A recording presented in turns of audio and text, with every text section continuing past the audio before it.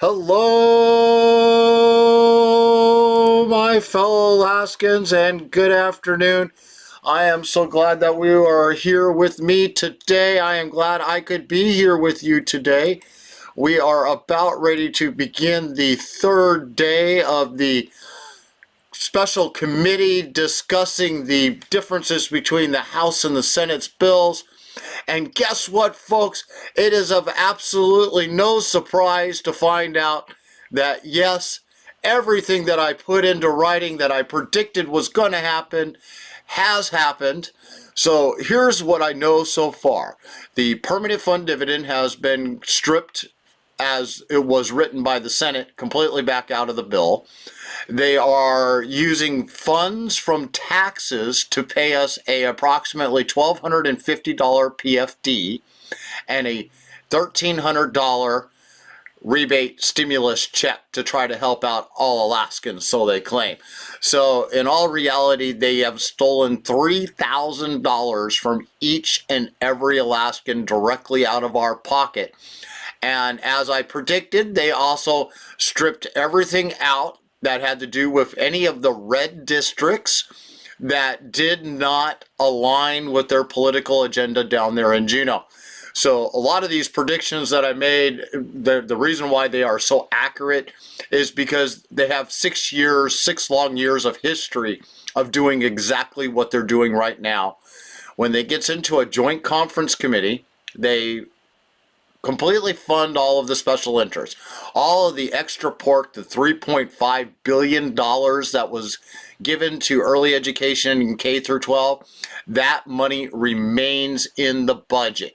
So $1.2 billion of that is forward funding, which is illegally being spent under our Alaska Constitution. They don't have no legal authority to spend or obligate a future legislative body to spending that is not appropriated by them. So that right there would have been the $1.3 billion in overages between the House and the Senate's budgets that they claim they don't have the money for. Just ignore the $80 billion sitting over there in the Permanent Fund Dividend Corporation's account. That money doesn't exist in their minds. It only matters what tax revenue they have to spend on top of their PMV draw out of the earnings reserve account from our PFDs. So again, the special interests, the K through 12, they've received all of their funding. Bonuses and raises were discussed yesterday. That was in the budget. All of those got rubber stamped and approved. Everything that is in this committee except for Wielechowski's district, everybody that's sitting inside of that committee, every infrastructure project that was green-lighted through the Senate has been approved. But all the infrastructure projects that are headed to places like the Mat-Su Valley, the #1 growth area in the state, year after year after year, within the next 5 to 10 years, population should probably, I would not be surprised, outpace what Anchorage's population currently is, because everybody from Anchorage moving out here. And not one penny, we're talking like 1, maybe 2% of the entire budget is going into the Mat-Su Valley. And this is done on purpose. They are doing this to penalize and punish every single Alaskan that are in these red districts, because we don't align with the political agenda that they have down in play. Now, Alaska AFL, NEA Alaska, Siri Corporation, Ramsenson Foundation, groups called like Save Our State. You've got the Recall Dunleavy group, which encompasses everybody that I just mentioned there. The Ship Creek group, they all have been on and constantly and consistently lobbying them down there in Juneau, in person, through phone calls and emails. The unions took their 60,000 strong membership, and the union leaders have put the authority and their foot down and have been making direct one-on-one personal phone calls with their legislators, telling them how they are going to vote, and that They do not put the permanent fund dividend in there.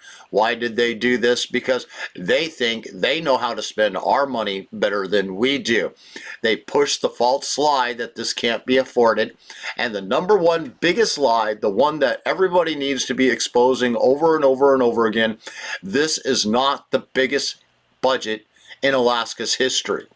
If you are to remove our permanent fund and you look at only what they are spending on everything else, this budget is the largest, not by far, no.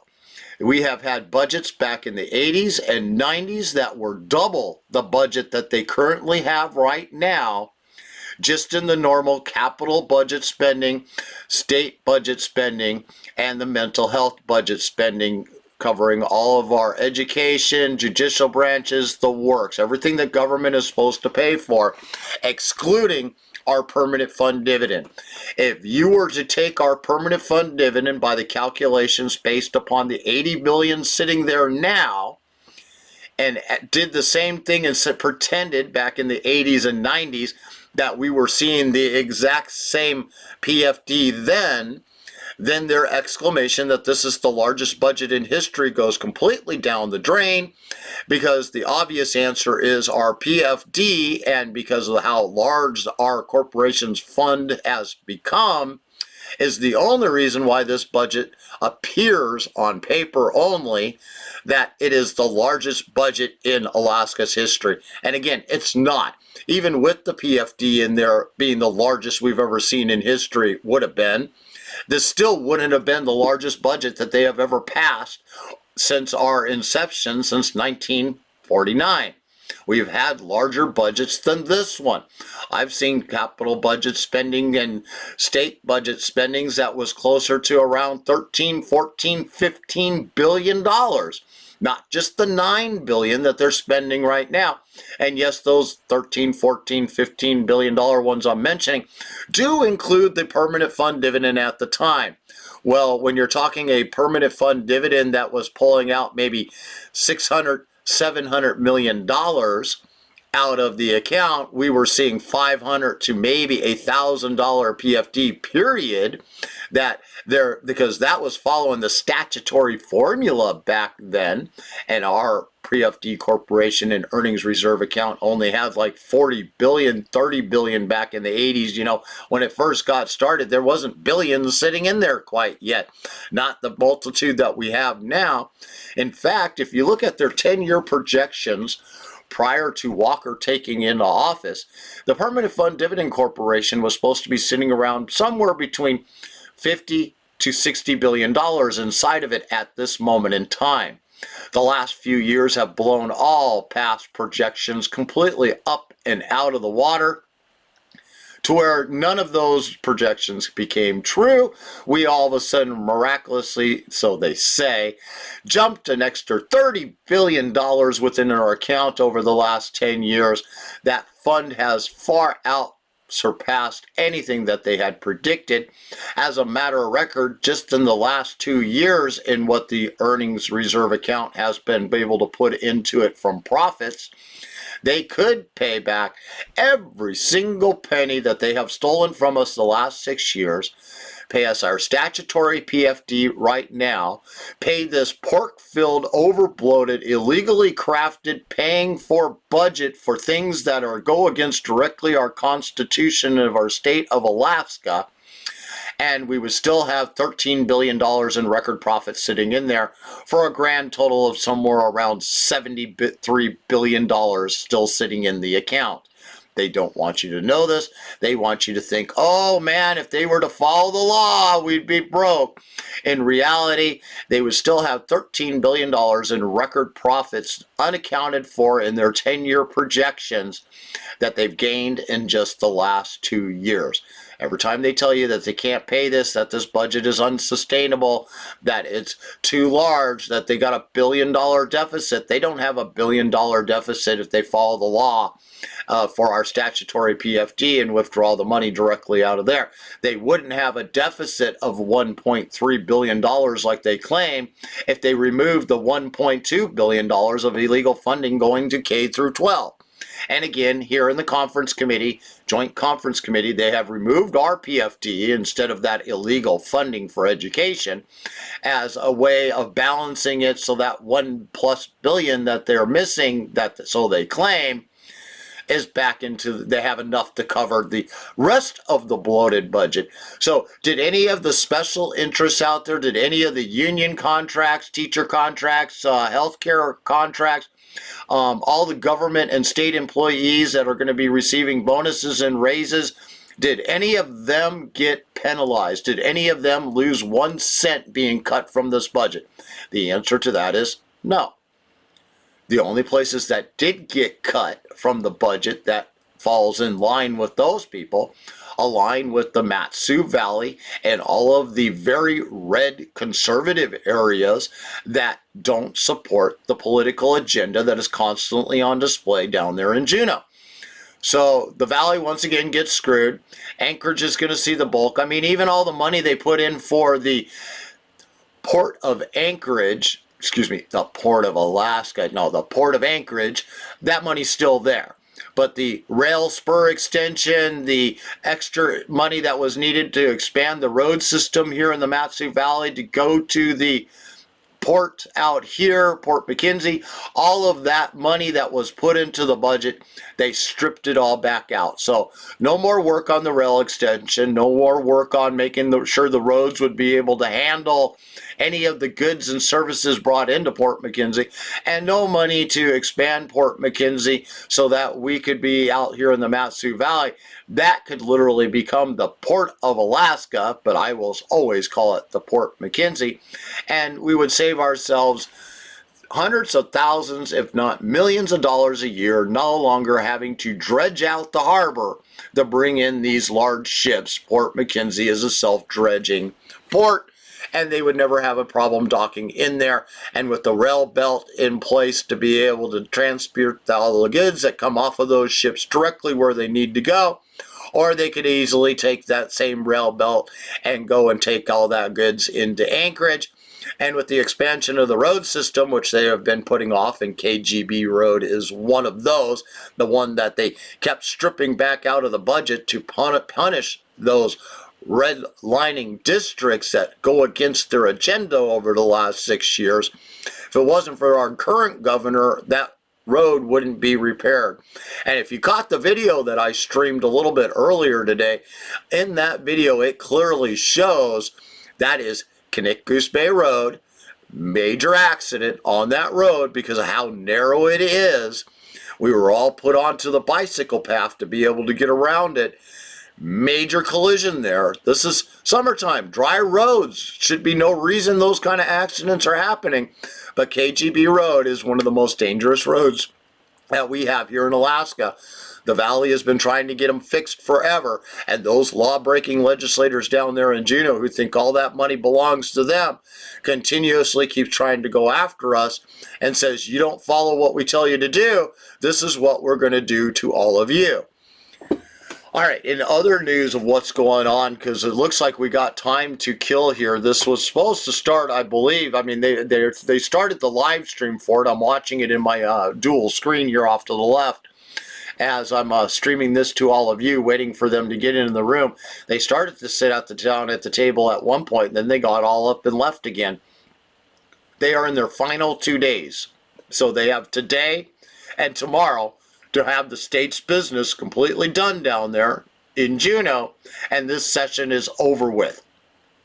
So they're going to leave less than 24 hours to vote on this for the Senate and the House to approve this revised budget done by the joint committees.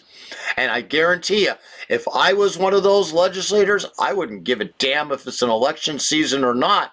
I would be voting no for this budget, and I would be telling them that this needs to go back to both the Senate and the House Finance Committees, made up of brand new people. Different people chosen from the House and Senate and put them in charge inside of the finance committees, have brand spanking new people, and go back through this budget with a fine-tooth comb, removing the excess pork that has no business being there. I mean, we don't need to be doing studies on vitamin D. I mean, I'm not saying that's in this budget right now, but you get the picture of what I'm talking about. There is a lot of wasted pork in this budget. A lot of bonuses going to people that didn't lose a single paycheck during this pandemic. Yet those government entity employees that are receiving these bonuses, where do you think our permanent fund dividend is going to? Again, the special interests, the top 20% here in Alaska that have been capitalizing on this pandemic since day one. While the rest of us, the other 80% of Alaskans that don't sit in that top tier level, that are not the bosses, the owners of these companies, we're all the ones struggling trying to make ends meet. Gas prices have now hit over $5 a gallon. Out here in the valley, it's at $5.09 a gallon. I was in Anchorage yesterday and I saw $5.29 a gallon. There's a couple places here in the valley that have that same pricing. Cheapest I found in the state is $4.89 right now. It's a Shell gas station on Main Street here in Wasilla. Other than that, everywhere else is now over $5 a gallon or hitting right at $4.99 a gallon. And these gas prices are going to continue to go up. We don't have to be in a lockdown during a pandemic to get Alaskans not to go out and partake in the beauty of Alaska summers. We can't afford it. I mean, just my gas prices alone. I start a trip next week that'll have me going to Seward, all the way down to Homer. I will be in Soldotna, Kenai, you name it. This is my little circle that I do every single summer. And my rates that I charge for travel is just not going to cover it this time. I use on an average about 35 gallons to do this round trip with all the stops that I have to make. Takes me almost 5 days to make this run. And my rates aren't going to cover it. I mean, that 35 gallons right there, every 10 gallons is costing me $53. So I've got to be able to come up with just $200 just in my normal travel costs. Well, if I only can charge per hour for my travel and I'm only charging X amount, then I got to cover my hourly wage to be able to cover my drive time and all that other good stuff that's involved with it. I'm not charging enough. I already raised my rates once this year, right around January, and I'm going to end up doing it again before I do this trip. I'm going to raise my travel fees up another $5 more an hour just to cover the gasoline, because the other $5 I put it at only covered it in the $4 mark. Doesn't cover it at the $5 mark. I'm going in the hole again. Same thing with my labor rates. First time in 20 years I raised my labor rates. Same with travel. First time in 20 years of doing business, I had to raise my rates. And I'm going to have to raise them again, because what it cost me at the grocery store yesterday was $200 for about $130 worth of items that would have cost me a year ago. That's how astronomically high the prices out there have become. I have watched items that went from cheap, I mean, couple of cents an ounce, to where now those couple of cents is now 50 cents an ounce. It's no longer 10 cents an ounce. And if you're buying something that's 10 ounces, that extra 50 cents an ounce that you're now paying, well, that's an extra $5 on the goods that you just got done buying. It's kind of like looking at Dorito bags nowadays. Have you seen their party size? Their party size is what they used to put out as a regular size bag of Doritos. You're paying nearly $7 for that regular size bag of Doritos that you paid maybe $3.99 before for. And these things just continue to keep going up. Just small examples of just little goods, common things people are used to seeing, purchasing, and getting, and the prices that are going through the roof. Biden's solution to all of this? Oh man, it must be the deep state out there. They're price gouging. The corporations are marking up everything, and they're just trying to do a panic thing to force you to pay more when they should be lowering the prices. It's all the corporation's fault. Well, wait a minute. When you can't buy the materials, you can't get the things you need to be able to produce this stuff in the first place.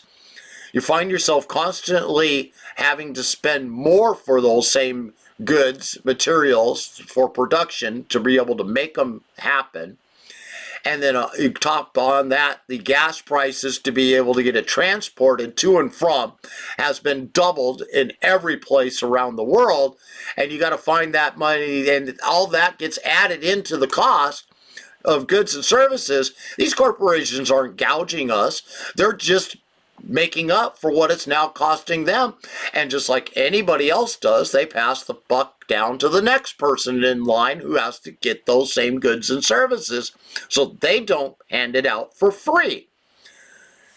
And Biden thinks that they're price gouging and they're overinflating things, and that there's a lot of corruption, and that's where all of this hyperinflation is coming from. Well, when you spend $6 trillion in a year and a half, and you wonder why our dollar isn't worth as much, because you printed all of that fake money to put out into the economy, and now there's no goods and services with all of that all of that money that was in the economy that got spent. Now there's no goods out there for you to be able to purchase. You want to be able to buy a vehicle. Well, I got a limited supply. It's going to cost me an extra $10,000 to be able to get it. And because of that extra 10 grand, well, guess what? That's where we all stand at. Well, I was hoping to live stream this all for you, but for some reason, everybody cleared out of the room. It doesn't even show any live meetings going on anymore. Holy crap. Okay, it says the conference committee on 281, 282 is delayed until 2:45. So we got 7 more minutes going by what I've just read there on their calendar before this is supposed to go live. So I'm keeping an eye on it. I was wondering why all of a sudden everything went dead there on the screen. So what else is going on? Last night, the Alaska School of Government, they had I believe, a very nice explanation from the Republican National Committee about how ranked choice voting works. And but I did not participate in it. I was there to live stream. I showed up an hour early. I had set everything up. I had all my video equipment out. I had everything ready to go. I was just a push of a button away from actually starting the stream, and then here they come up to me and tap me on the shoulder and says, "You're not going to be allowed to live stream this. The RNC doesn't want what they classify as privileged information, Republican private information, out to the public about ranked choice voting and how it works.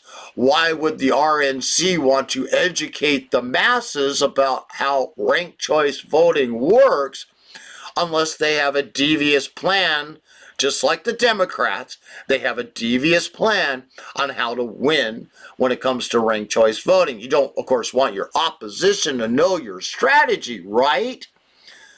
Well, what strategy is there really to have this year? I mean, to be honest, it's a jungle primary. Your political party doesn't mean crap. It's obvious when you open up your mail-in ballot for replacing Congressman Don Young, and there's 48 names to choose from in the primary. Before, you would get the ballot that aligned with your party ticket that you aligned to, and those are the only names you would have saw on there. Not 48 names of, oh my God, who in the hell are these people? And several of the names that are on the list are names that many Alaskans recognize, but really don't have much love for. I mean, we really did got to wake up, Alaskans, and realize what is going on. So the primaries are coming.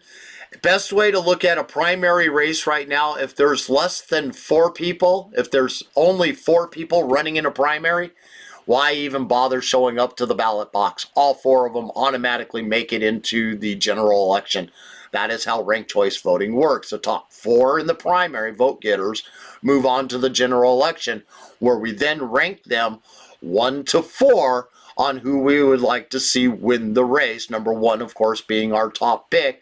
Number 4 being the person at the very bottom, the last person that they would ever want to see in office. So, again, why is the Republican Party refusing to allow the ranked choice voting to be broadcasted last night, other than the fact that they got the same message that the DNC, the Democrat National Committee, has, that they will rank the blue or rank the red when it comes time for the general election.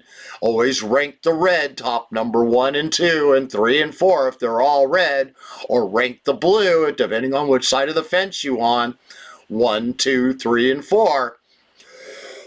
Excuse me, got a dry throat here. And then from there, you've got to sit there and try to come up with the next logical step of who do you vote for and who do you rank. Myself, personally, I say you vote for the candidate, doesn't matter what party they are with, that is going to do the job for the majority of Alaskans. We thought we had that person in, say, like Christopher Kirka when it came time, but when it came time for him to vote this year on this budget to concur, he was a nay vote. He failed to help make this get concurred so Alaskans would see their statutory PFD, using the excuse of abortion as his reasoning, even though his platform was for a statutory PFD. And because abortion was put back into the funding, he voted no for it. He would rather screw 630,000 Alaskans than go against the symbolic gesture of abortion being inside of the budget. Bottom line is, every year that they have stripped the abortion funding out of the budget, our state courts go right back and put it right back in again. We spend hundreds of thousands, if not millions of dollars to fight the lawsuit just to lose it all over again. And that seems to be the modus operandum of what they've got going on down there in Juneau over and over again.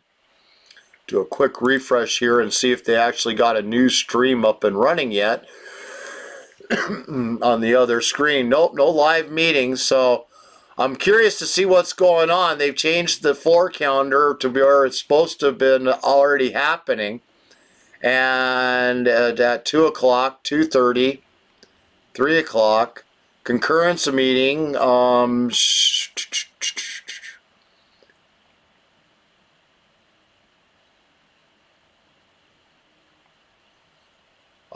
man, am I reading this correctly?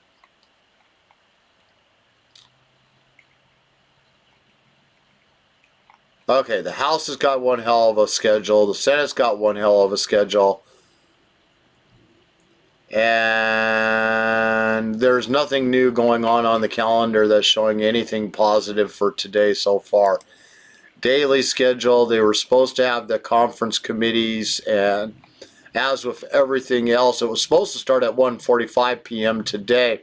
Now it's delayed to 2:45, and it still isn't running. It's not on the screen there. So where are they? What are they doing? Why is it not happening down there in Juneau? Bear with me. I'm still trying to see trying to find if whether or not they're actually going to go live. I don't see anything else saying any other time other than the 2:45 for the live meeting starting. And again, they had the live meeting up and running a little while ago for the Senate, for the House and Senate Joint Committee, and then it just completely up and disappeared, no longer to be found. And a new message popped up saying delayed till 2:45 p.m. Obviously, those that sat through yesterday's long hour-and-a-half meeting that they had, it became very clear as we listened to it, and I was working at the time, so I did not get the live stream yesterday, and I just happened to be home in time to be able to do it. There it is. It just popped onto the screen there for it. So let me go click over there and get it up on the screen so that I can actually see what they're doing inside of the room. The hurry up and wait. But again, our statutory PFD, we knew as soon as it went to a conference committee, it was going to be stripped out. We knew for a fact that they were going to keep all of the pork in there for the special interests that aligned with only those that matched the agenda down there in Juneau. And all the districts that do not align with the agenda that they have down there in Juneau, they made sure to strip that funding right back out again. And boy, this is just taking forever to load. The gavel has been buffering and stalling out and crashing, and it's kind of interesting or frustrating to keep having that happening. And so I'm hoping we're going to be able to keep this stream up and running for you. I will do my best to keep an open eye on this throughout the entire time. So if you haven't done it yet, please take the time to like and share this video on Facebook far and wide. Alaskans need to hear and see what is going on down there in Juneau. As I have said at the very first conference committee 2 days ago when they had it, that they will be coming in and they will literally go to a section of the budget and they will give line item numbers. They will almost never ever give any explanation what those line items are for. And it will be either a concurrence to that line item or a rejection to it. And that is the budget consolidation process. We won't know what's in it until it gets to the floor, which by then it's way too late and there's nothing you can do about it. There's no more chances to change anything once it comes out of this conference committee. It's either accepted or rejected, just like they had a chance in the House to either accept or reject the Senate, which they rejected their budget. Same thing is going on here right now. They have a chance once this does get finalized in these committees. The House and the Senate have one last chance to do the right thing by all Alaskans. And if like I've put in my post up above, if I was in the Senate or I was in the House and I was there in Juneau, I guarantee you I would be voting no for this budget. I would be demanding a special session to happen.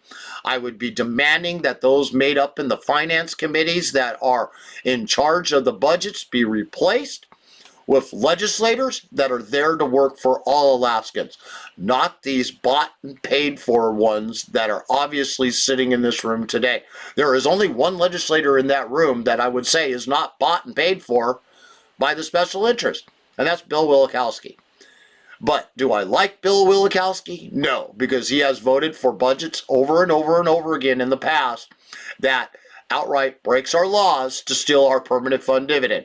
Any legislator that has voted yes to pass any of the budgets, whether it be for the general budget or the CBR vote, any of those that have voted yes have outright knowingly broken Alaskan laws over and over and over again. This has been going on for over 20 years.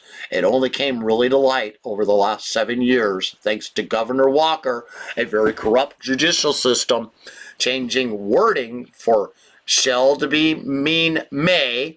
I would really like to know how they get that justification to be able to change the meaning of something that throughout the history of time, shall means you shall do it.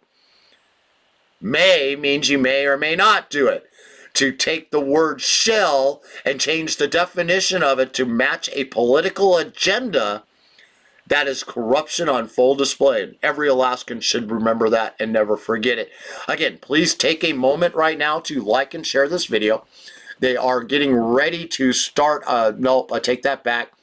They're still not even in the room. The people that had filed out earlier, they're still not back.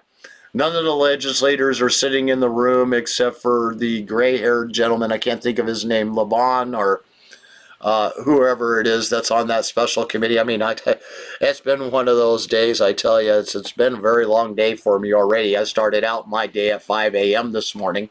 I ended my night last night sometime around 2 o'clock in the morning.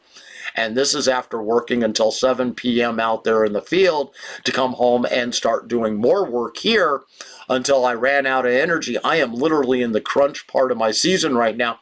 Even me live streaming this to you, it's costing me money to do it. But I graciously, wholeheartedly take on the pain and pleasure of making sure I tried to get this information out to all Alaskans, because our mainstream media won't do it. They won't tell you the truth. They'll lie to you every single time, just like they lie when they say this is the largest budget in Alaska's history.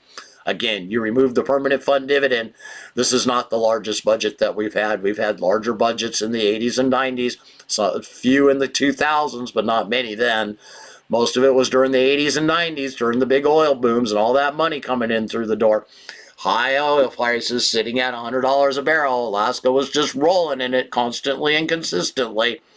And now that they have another big windfall, instead of doing the right thing, building up that savings, keeping that budget fiscally responsible, following the statutory PFD laws, because they legally, lawfully should be, doesn't matter how much money they claim they need, the law says they're supposed to pay it to us, but they made it clear they're going to spend the surplus, every penny of it, not 1 cent of it is literally being saved for nothing.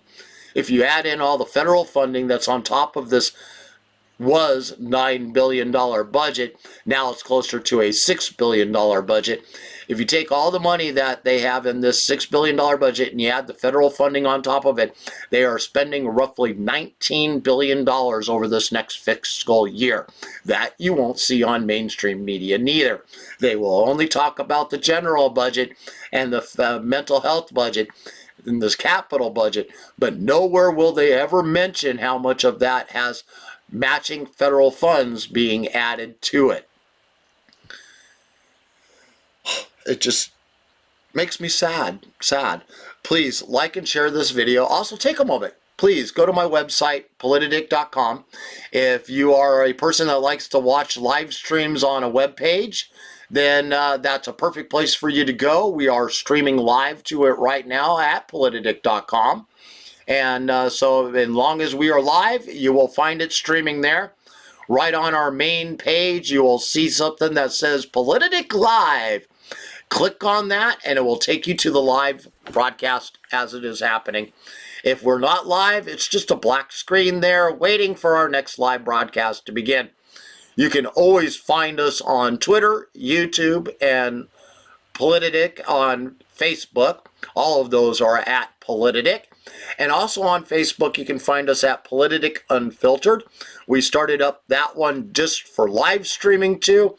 100% way of being able to make sure that we are not shadow banned on Politidic is to give you an alternative way of being notified when we go live. Because Politidic Unfiltered, unlike on Politidic, it only does live streams from Alaska. And so the stuff that is going there has almost a 0% chance of ever being censored or banned from ever going out and sending you a notification.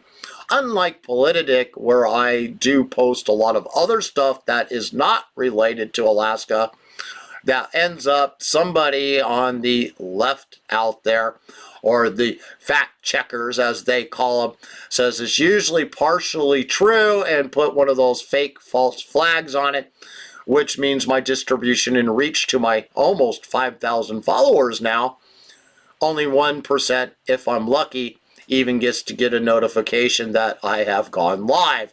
But if you subscribe to Politidic Unfiltered on Facebook, you will never miss a live broadcast. Same with Politidic on Facebook. Every broadcast that we do live will always be here. You will never miss a broadcast if we go live. Make sure your notification bell is set to get all notification. If you were to click the screen right now, you would have a little bell pop up in the corner. And the last thing you can do to help us out is please go to our website, politidic.com, and click that support button. Your support has made it possible to be able to restream to all of these channels. Made it possible to be at the ranked choice voting that I did not get to live stream. They put it up on the screen right when I got there. I mean, literally minutes before it was supposed to start is when they tapped me on the shoulder and says, oh, no, we're not allowing that to happen. This is a private meeting and no press is allowed to rebroadcast what is going to be said here today. And they were discussing ranked choice voting. Really, really, really sad that both the Democrats and the Republican parties out there are limiting who they are educating about our new election system that is coming up. And that really needs to come to an end. And I'm tired of hearing every time I see another event out there, they want money for you to attend their events. How are we supposed to educate the poorest of our economy if you're telling them the only way they can participate is if they spend money? It's already costing them a fortune to get there in gas alone. Now you want us to pay $10, $20, $50 just to come walk into the door, just to listen to what they have to say. Politics is just, it's mind-blowing on my end. I mean, that's when you put out a can at the front door and say donations, please. If you're that desperate. I've done it a couple of times myself in the past, put a donation can out there to get help. And, that's what's made this possible that I'm doing right now. It's what made it possible to have a website to stream to. So all we are doing right now is sitting waiting on this joint conference committee to show up, grace us with their presence. This was already supposed to start almost an hour ago. And then they had 2:45. It was going to begin again. They shut down the live stream that they did have going for this, restarted up another live stream for this. And we're still sitting here waiting. It's almost 3 o'clock and they're still not in the room. These very corrupt legislators don't care that we Alaskans have a busy schedule and we have lives to live and we have things to do. They're playing political games.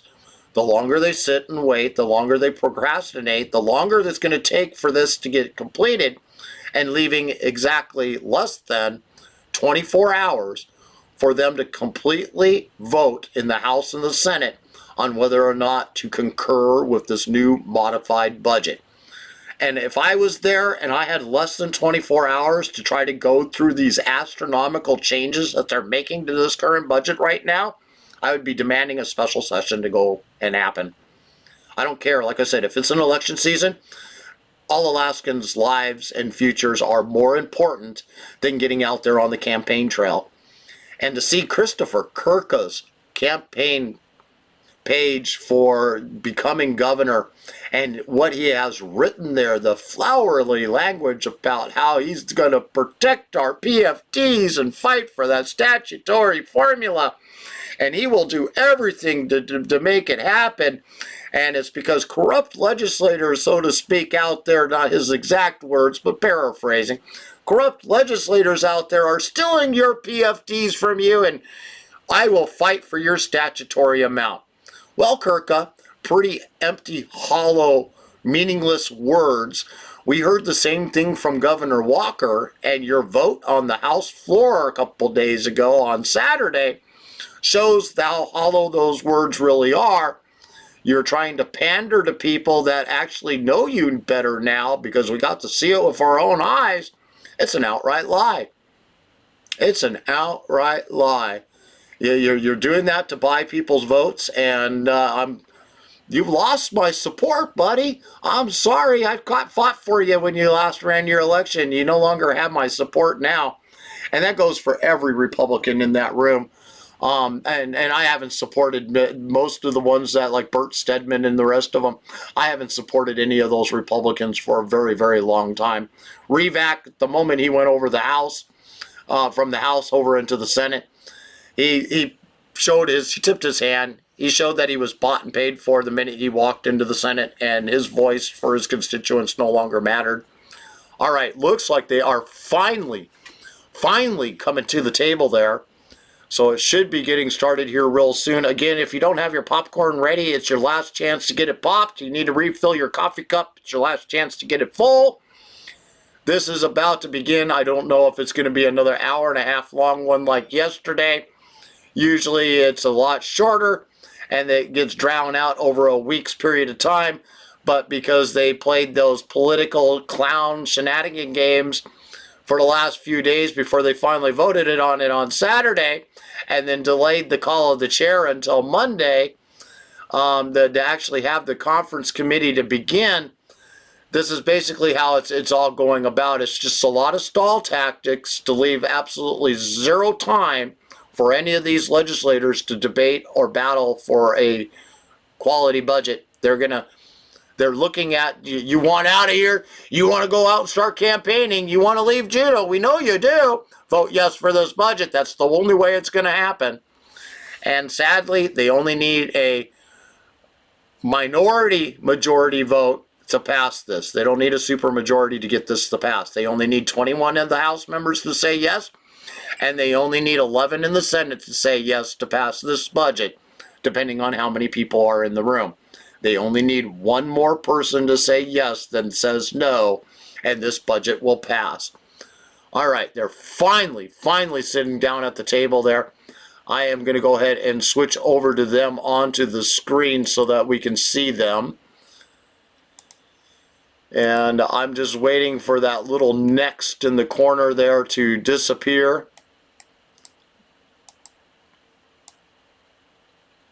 And then I will start their volume so we don't have to sit there and listen to their elevator music this entire time. And but kind of like what we're doing right now is avoiding that. The PFD, as it was written by the Senate, has been stripped out. It's been, I believe, reduced down to a $1,250 PFD. The rebate check is still in there for $1,300. They didn't remove any of the $3.5 billion pork spending that they gave K through 12, which is roughly about $2.2 billion more than they gave them last year to spend. So if you wonder where that $1 billion, just a hair over $1 billion that they claim they did not have the deficit to pay for that budget that the Senate had passed, it's right there in education. It's in black and white for everybody to see. $2.2 billion went to them. They have coronavirus money. They still have hundreds of millions throughout the state combined to still spend from that virus money. They got critical infrastructure money that got handed directly to them.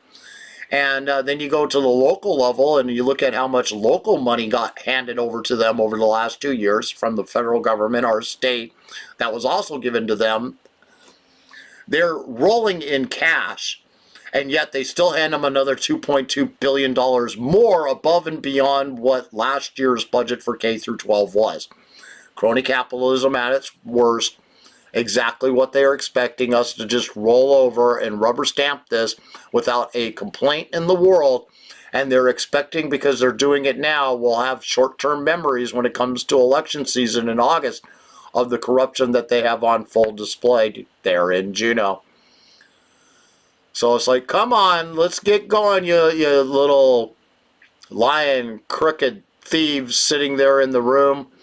And let's get this thing rolling so us Alaskans that have jobs can actually get back to them after we're done listening to your lies and deceptions and pandering to the special interest, keeping the pork going to them, punishing the red districts in Alaska, saying nothing for you because you didn't follow our agenda for the 7th year in a row, and then telling the majority of Alaskans, bend over. Here it comes. We're going to steal $3,000 from each and every single one of you, because those 6 in the room right there, well, 5 in the room right there, I'm going to give Wielechowsk a slight little bit of grace there because of how I know he votes and his stance on certain things. But the other 5 in there, out of those 6, excluding him, every single one of them no longer represents the constituents that voted them in for office. They answer only to the unions, the education, and healthcare system. They are bought and paid for by them to make sure that all the money goes into their pockets. And when they tell them not to do something, like the unions putting out a very staunch letter telling them not to do it, oh, they're started. Bill 281 and House Bill 282 to order. The time is 4 minutes after 3 p.m., Tuesday, May 17th, 2022. Members present are Representative Kelly Merrick, Vice Chairman, Representative Dan Ortiz, Representative Bart LeBon. Those are all 3 from the House. From the Senate, Senator Click Bishop, Senator Bill Wielechowsk, and myself, Senator Stedman, Chair. Today's agenda, I'd like to go ahead and invite Alexi Painter, Director of Legislative Finance, to join us online. He will not be here in person. So that'll slow us down a little bit, but that's just what we have to work with these days.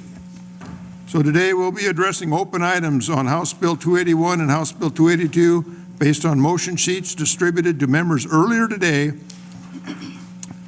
and dated May 17th for the departments of Corrections, Education and Early Development, Environmental Conservation, Fish and Game, Governor, Health, Public Safety, Revenue, Transportation and Public Facilities, University of Alaska, Special Appropriations, Fund Capitalizations, Permanent Fund, Fund Transfers, Supplemental Items, Non-Mental Health Capital Projects, Mental Health Capital Projects, Fiscal Notes, House Bill 281 and Fiscal Notes for House Bill 282.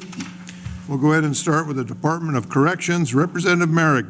I move that the committee adopt the following in the Department of Corrections budget. Item 11, Senate, both items. We have a motion to accept item number 11. Do we have objection? Seeing none and hearing no objection, motion passes. This closes the conferenceable items in the Department of Corrections. We'll now go to the Department of Education and Early Development. Representative Merrick. I move that the committee adopt the following in the Department of Education and Early Development's budget. Item 1, House. Item 2, Senate. Item 6, House. Item 7, Senate, both items. Item 8, Senate, both items. Item 9, Senate, both items. Item 11, Senate, both items. Item 12, Senate, both items. We have a motion on the table to move the above listed items. Do we have objection? Hearing and seeing no objection, this motion passes. This action closes the conferenceable items in the Department of Education and Early Development's budget. We'll now go to the Department of Environmental Conservation. Representative Merrick. I move that the committee adopt the following in the Department of Environmental Conservation's budget. Item 1, House. Item 3, House. Item 7, House minus $3.904 million and minus 28 positions as a one-time increment. Add the following intent. It is the intent of the legislature that $1 million is appropriated for the purpose of the Department of Environmental Conservation to complete a feasibility study on the assumption of primacy of Section 404 of the Clean Water Act. The report will be submitted to the 4 co-chairs of the Finance Committees and the Division of Legislative Finance by February 1st, 2023. Okay, we have a motion to move 3 items forward. Do we have objection on any of these items? Hearing and seeing no objection, the motion passes. This action closes the conferenceable items in the Department of Environmental Conservation budget. We'll now go to the Department of Fish and Game. Representative Merrick. I move that the committee adopt the following in the Department of Fish and Game's budget. Item 13, House. We have a motion to move item 13. Do we have objection? Hearing and seeing no objection, this motion passes. This action closes the conferenceable items in the Department of Fish and Game's budget. We'll now go to the Office of the Governor. Representative Merrick. I move that the committee adopt the following in the Office of the Governor's budget. Item 9, House. We have a motion to move item 9. Do we have objection? Any concern? Hearing and seeing none, this motion passes. This action closes the conferenceable items in the Office of the Governor's budget. We'll now go to the Department of Health. Representative Merrick. I move that the committee adopt the following in the Department of Health's budget. Item 19, Senate, but revise the conditional language to read as follows. No money appropriated in this appropriation may be expended for an abortion that is not a mandatory service required under AS 47.07.030A. The money appropriated for the Department of Health may be expended only for mandatory services required under Title 19 of the Social Security Act, unless a U.S. Supreme Court decision provides new precedent. and for optional services offered by the state under the state plan for medical assistance that has been approved by the United States Department of Health and Human Services. Item 20, House. Item 21, Senate. Item 22, Senate. Item 23, Senate. We have 5 items to move. We have objection on any of these items. I object. Okay, we have an objection. Which item, please? On item 19, We have objection on item 19 by Representative LeBon. Representative LeBon, would you please speak to your objection to 19? thank you, Mr. Chairman. I voted for the House language when this came up as an amendment on the floor during our budget debate. I ran on a pro-life platform, but I understand this issue is more complicated. I'm supportive of the intention of restricting state funding of abortion. However, I'm also aware of the national implications. There's a national debate going on, and we may have a change in national law through the U.S. Supreme Court. That remains to be seen. But I feel, Mr. Chairman, that this issue is not resolved. It will require additional work by the legislature, and hopefully sooner than later. And with that, I remove my objection. We have any further objection on any of the 5 items listed in the motion? Seeing and hearing none, this motion passes. This closes the conferenceable items in the Department of Health. We'll reopen Department of Motor Vehicles to add intent language. Veterans Affairs. Excuse me, we'll have a brief edit. What was that?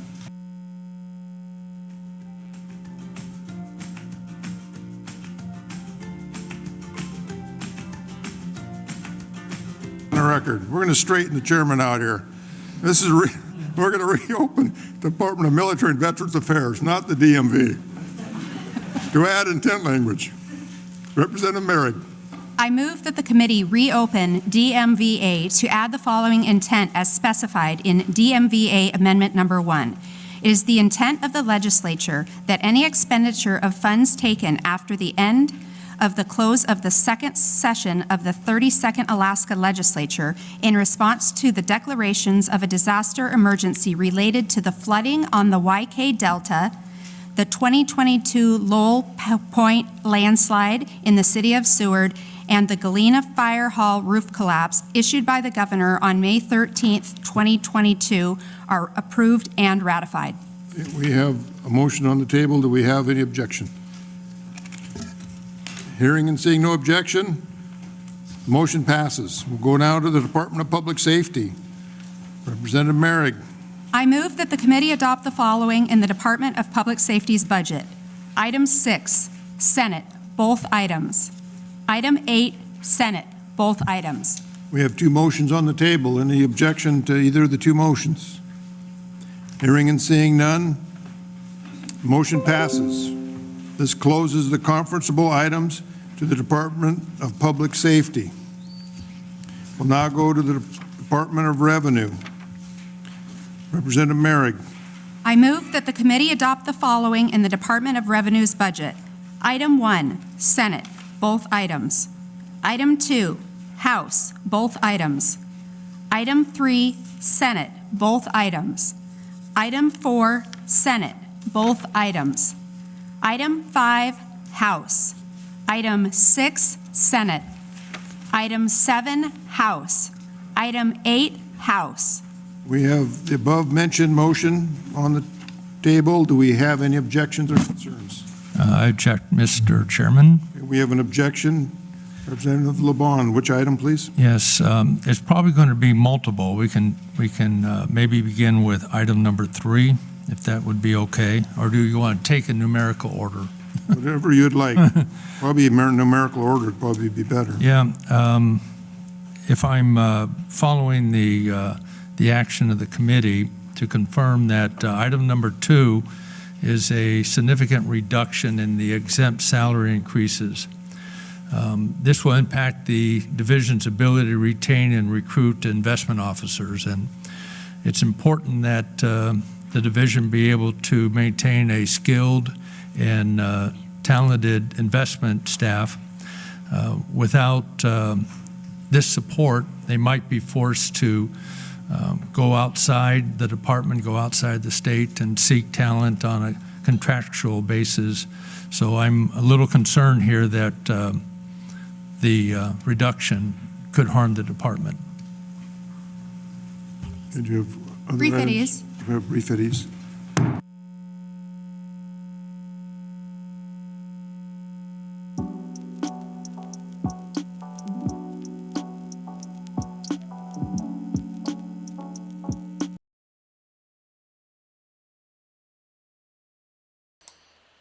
Man, the buzzing from their microphones is really getting annoying in my eardrums here listening to it as it's happening. So they definitely made it very clear that they rubber stamped everything that was for education. They did the same thing yesterday for all the items they reviewed then. They're back. Okay, we have, for all objections on this, okay, do we have any further objection, concern with the Department of Revenue? Seeing and hearing none, the motion passes. This action closes conferenceable items in the Department of Revenue. We'll now go on to the Department of Transportation and Public Facilities. Representative Merrick. I move that the committee adopt the following in the Department of Transportation and Public Facilities budget. Item 10, Senate.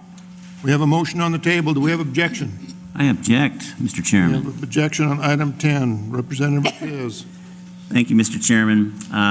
To explain my objection, first of all, I'd like to start out by saying I intend to support the language that's here. However, I would like to make a comment related to that language. In order for the listening public to understand, I need to start by reading the language.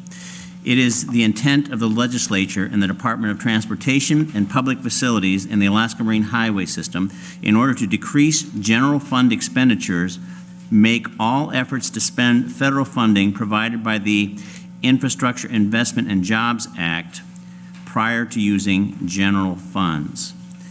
And like I said, while I'm going to support this particular item, the intent language is about using the IJA money first in the AMHS budget before using any GF. This does not necessarily only mean using IJA money, but rather the department should use this fund source first before the UGF we appropriated. And just for the record, I think it's important that while we've been blessed with the IJA Act, it's frankly been what looks like it'll be a savior to the Marine Highway System. It's important, I think, that the state continues to have skin in the game, and that's why I'm quite happy to see that both bodies have appropriated $59 million of UGF as part of the base budget for the AMHS as of this time. And do you maintain your objection? I can withdraw that objection, Mr. Chairman. Okay, objection has been withdrawn. Any further objection for adoption of item number 10?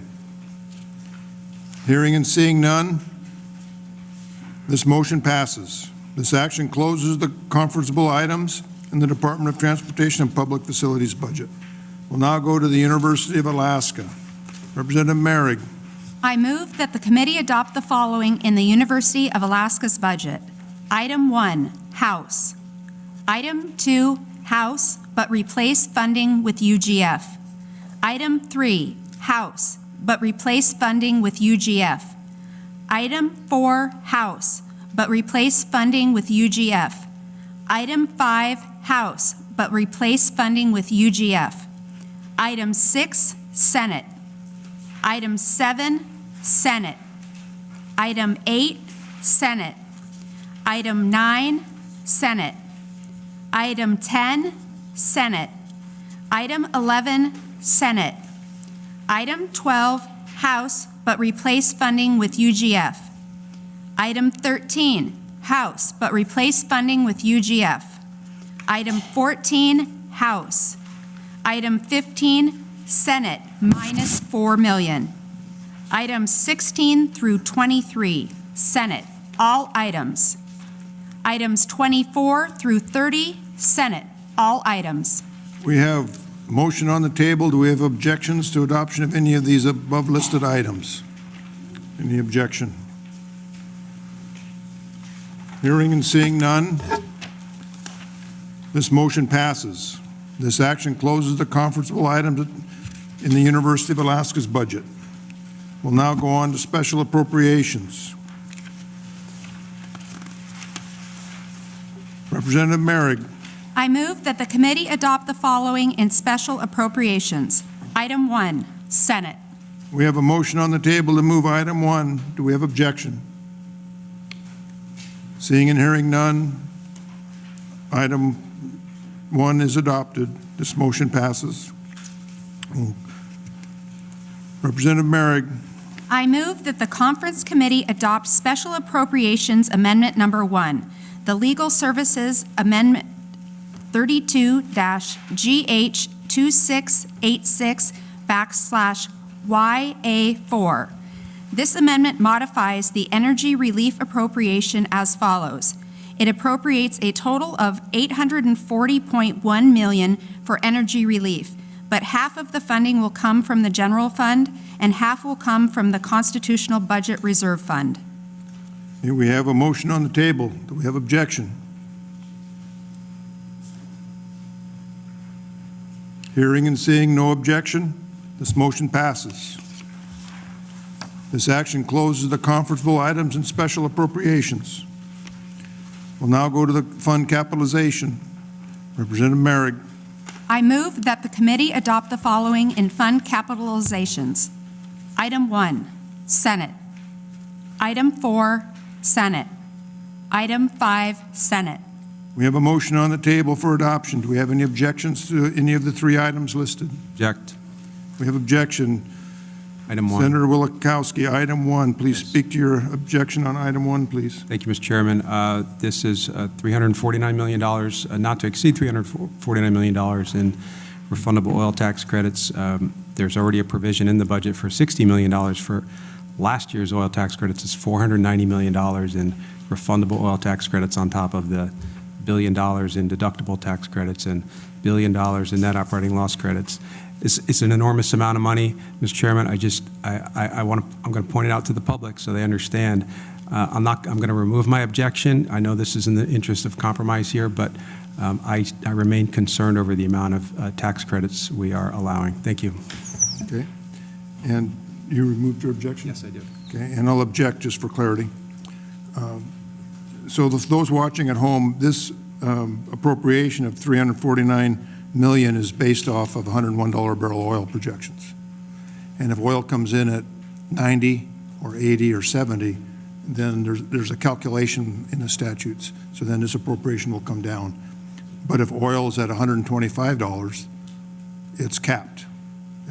And it appears that a year from now, we'll be able to pay the rest of these credits off and finally get them off our books. I'll go ahead and remove my objection. Any further objection to items 1 through 4? I would object to items 4 and 5. Okay, we have objection to items 4 and 5. Representative LeBon. My objection is just I would have preferred the House selection on those items. Okay, So with that statement, I remove my objection. the objection for items 4 and 5 have been heard and then removed.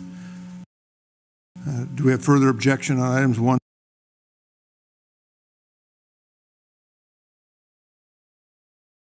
1, 4, or 5?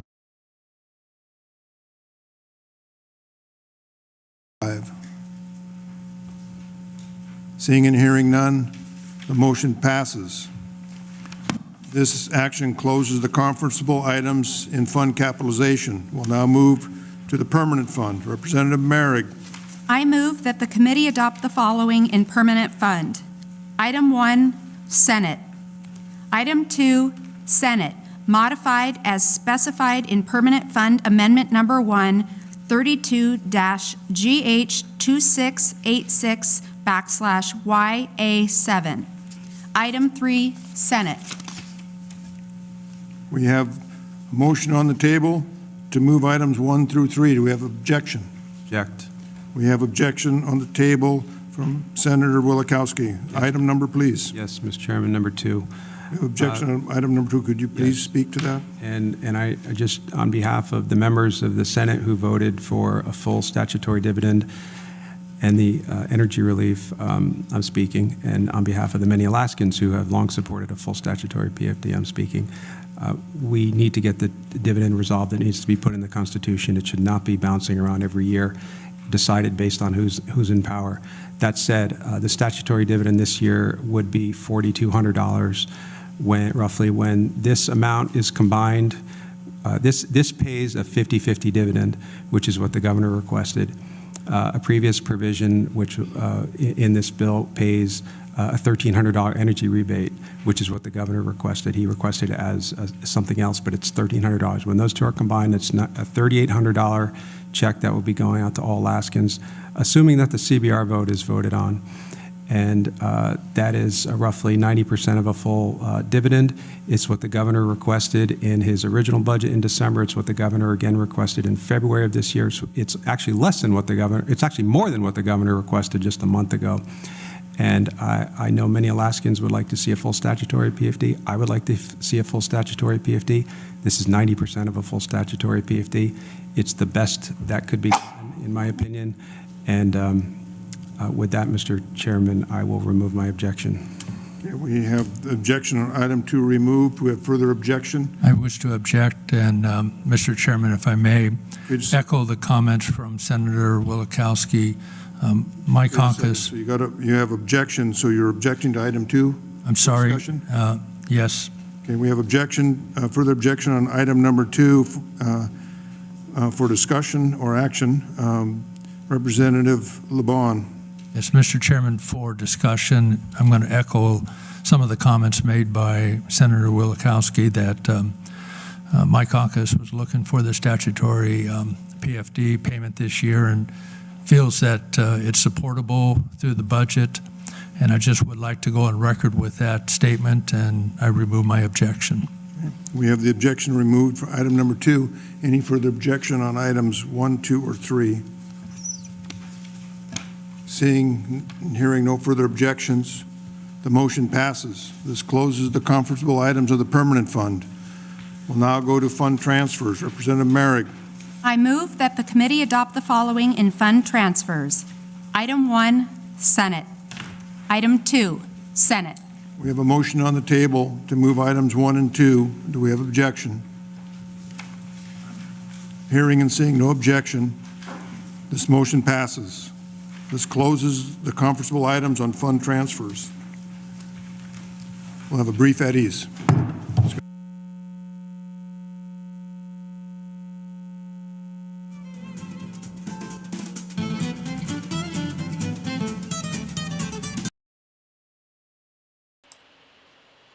Okay, you've heard it here first, folks. They basically just got done stripping the permanent fund dividend back to the original House formula.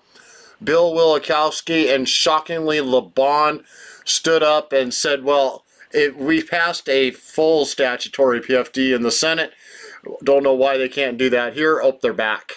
We're now going to go on to the supplemental items subject to the conference. Today we'll also be addressing the FY22 supplemental open items in House Bill 281 and House Bill 282 based on the supplemental operating items.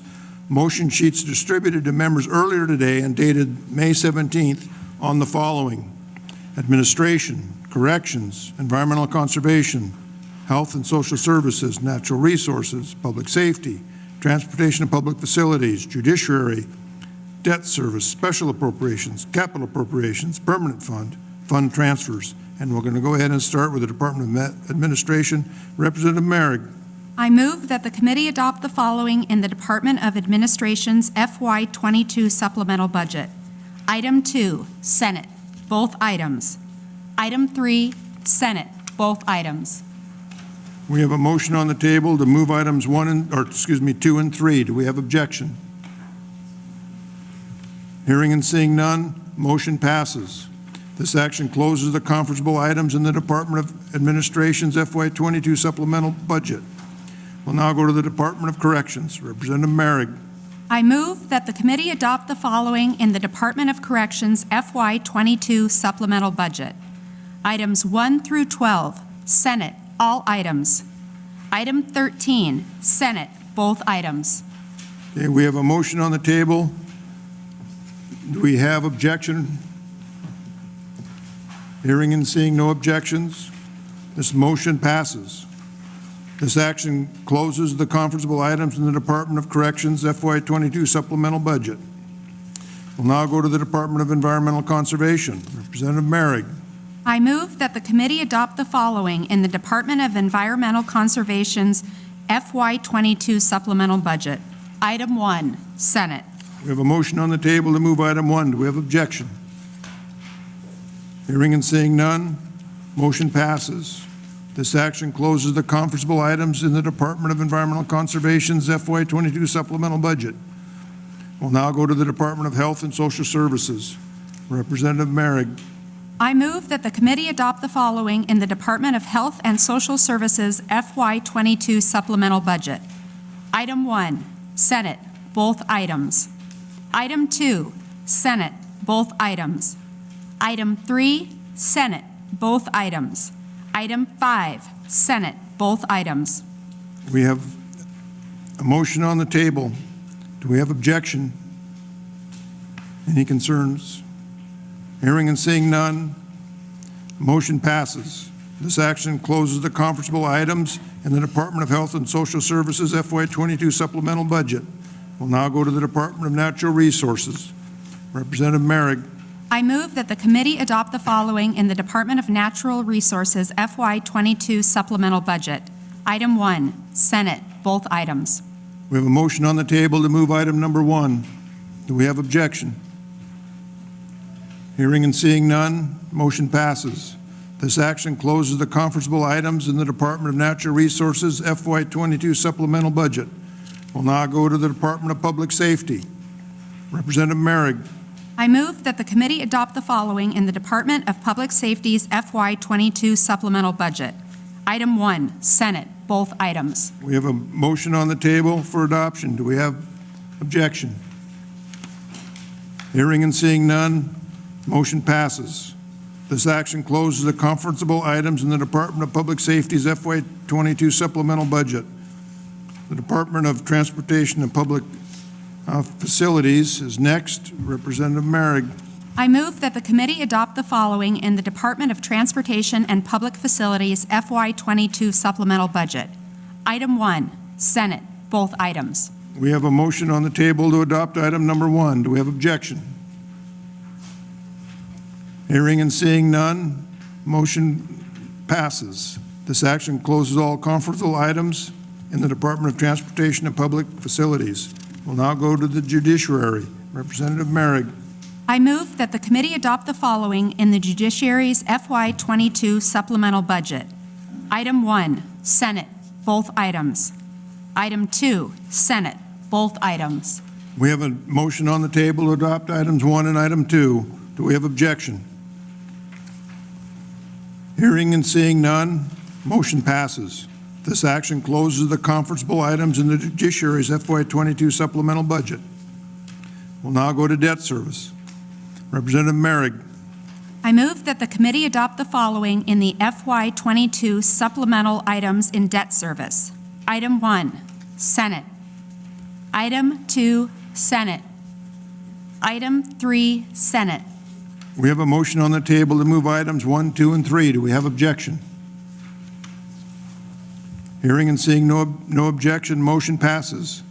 This action closes all conferenceable items in the FY22 supplemental for debt service. We'll now go to special appropriations. Representative Merrick. I move that the committee adopt the following FY22 supplemental items in special appropriations. Item 1, Senate. We have a motion on the table to move item number 1. Do we have objection? Hearing and seeing no objection, motion passes. This action closes all conferenceable items in the FY22 supplemental for special appropriations. We'll now go to the fund capitalization. Representative Merrick. I move that the committee adopt the following FY22 supplemental items in fund capitalizations. Item 1, Senate. Item 2, Senate. Item 3, Senate. We have a motion on the table to move items 1 through 3. Do we have objection? Hearing and seeing none, Motion passes. This action closes all conferenceable items in the FY22 supplemental for fund capitalizations. We'll now go to the permanent fund. Representative Merrick. I move that the committee adopt the following FY22 supplemental items in the permanent fund. Item 1, Senate. We have a motion on the table to move item number 1. Do we have objection? Hearing and seeing none, motion passes. This action closes all conferenceable items in the FY22 supplemental for the permanent fund. We'll now go to fund transfers. Representative Merrick. I move that the committee adopt the following FY22 supplemental items in fund transfers. Item 1, Senate. Item 2, House modified to add language based on the passage of HB 322 or a similar bill as specified in FY22 Supplemental Fund Transfers Amendment Number 1, 32-GH2686/YA6. This amendment appropriates $394.6 million of UGF to the Higher Education Fund if legislation passes. Item 3, Senate. Item 4, Senate. Item 5, Senate. We have a motion on the table to move items 1 through 5. Do we have objection? Hearing and seeing no objection, this item passes. This motion passes. This action closes all conferenceable items for the FY22 supplemental for fund transfers. We're going to take a brief at ease while we prepare for the capital budget. We are at ease.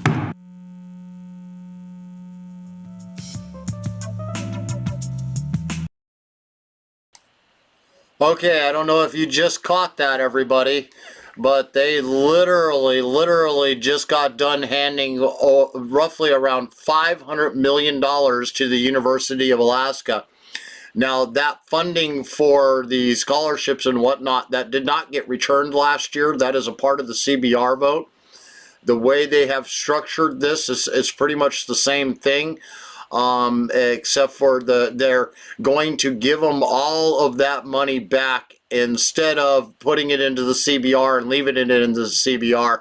This is a backdoor way of reverse sweeping that into their own special little account once again and removing $500 million out of the playing field. If you keep asking yourselves why they have a $1.3 billion deficit from the Senate's version of the budget versus the House version of the budget, here is prime examples of why that is. That's $500 million that they are more than willing to hand over to the University of Alaska, even though they are sitting on hundreds of millions of surplus revenue from the coronavirus and separate capital investment that came directly from the federal government that was not even a pass-through through the state level. It just went directly into their pockets. And so here's crony capitalism at its worst. So between the university and our K through 12 education system, that is now almost $3 billion that has been hidden and funneled away into their pocketbooks of that $17 billion that they had to spend going on there. And that's just the tip of the iceberg. I mean, the greed and entitlement being on display there in Juneau, it's astounding. Us Alaskans just can't fathom it. I mean, Natasha, her words go down in infamy forever and ever and ever. Oh, they're back. Because there's a couple of component parts to the dividend. Senator Wielechowski would like to clarify that before we go into the capital budget. Thank you, Mr. Senator Wielechowski. Thank you, Mr. Chairman. I just got a few texts. I know people are very interested in what the dividend amount would be, the combined dividend plus the energy rebate. And I misspoke before. I said $3,800. It's actually $3,850. $3,850 is the combined amount, assuming that the CBR draw is approved. Thank you, Mr. Chairman. Okay. Thank you, Senator Wielechowski. Okay, now we'll go into the capital budget. The Department of Administration, Representative Merrick. I move that the committee adopt the following in the Department of Administration's capital budget. Items 1 through 3, Senate, all items. We have a motion to move items 1 through 3. Do we have objection?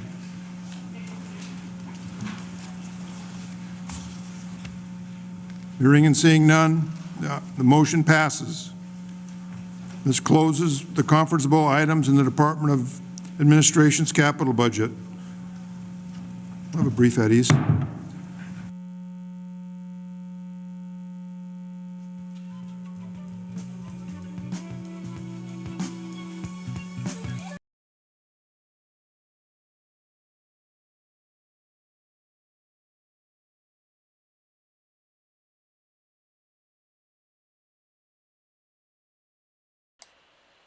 Wow, did you guys just catch that? That's a $2,550 PFD, but there's a catch. It's no longer transferred from the ERA. They're going to use CBR funding for it. Economic Development, gotta- Representative Merrick. I move that the committee adopt the following in the Department of Commerce, Community, and Economic Development's capital budget. Items 1 through 11, Senate, all items. Items 12 through 18, Senate, all items. Items 19 and 20, House, all items. Items 21 through 24, Senate, all items.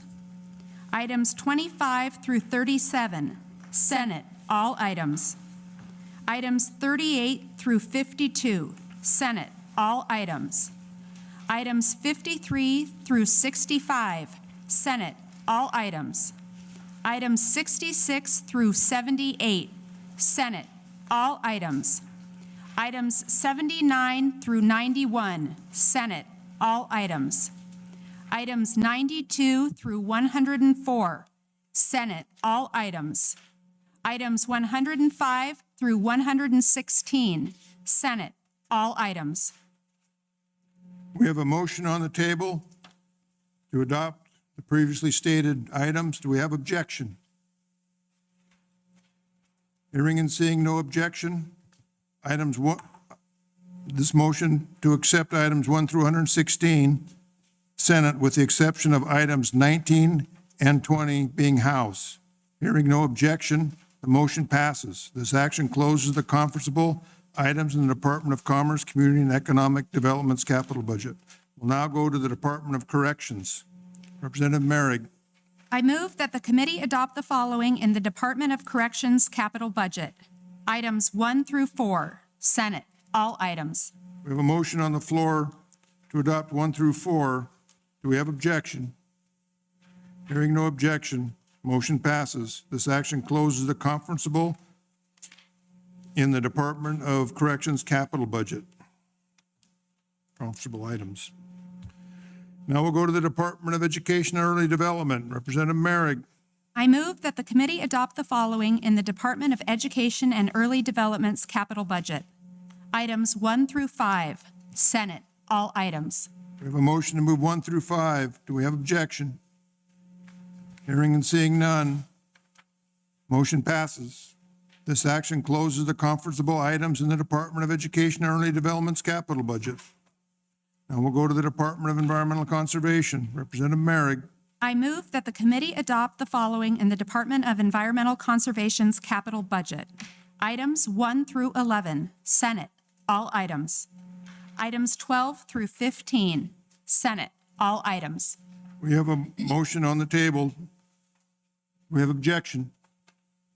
Hearing and seeing none, motion passes. This action closes the conferenceable items in the Department of Environmental Conservation's capital budget.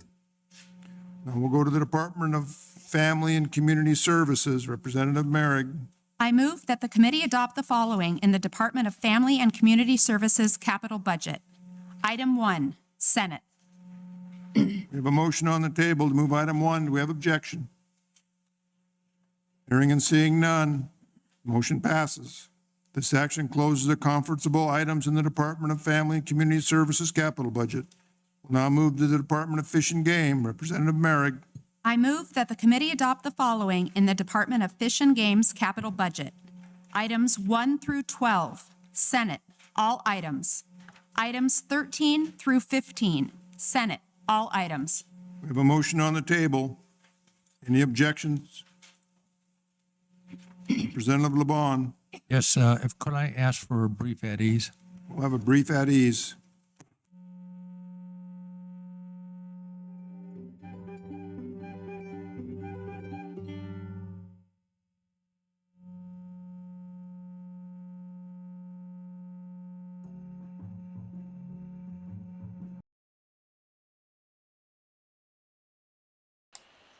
Wow, folks, I am absolutely flabbergasted at the moment to hear the games and corruption that they've got going on down there in Juneau.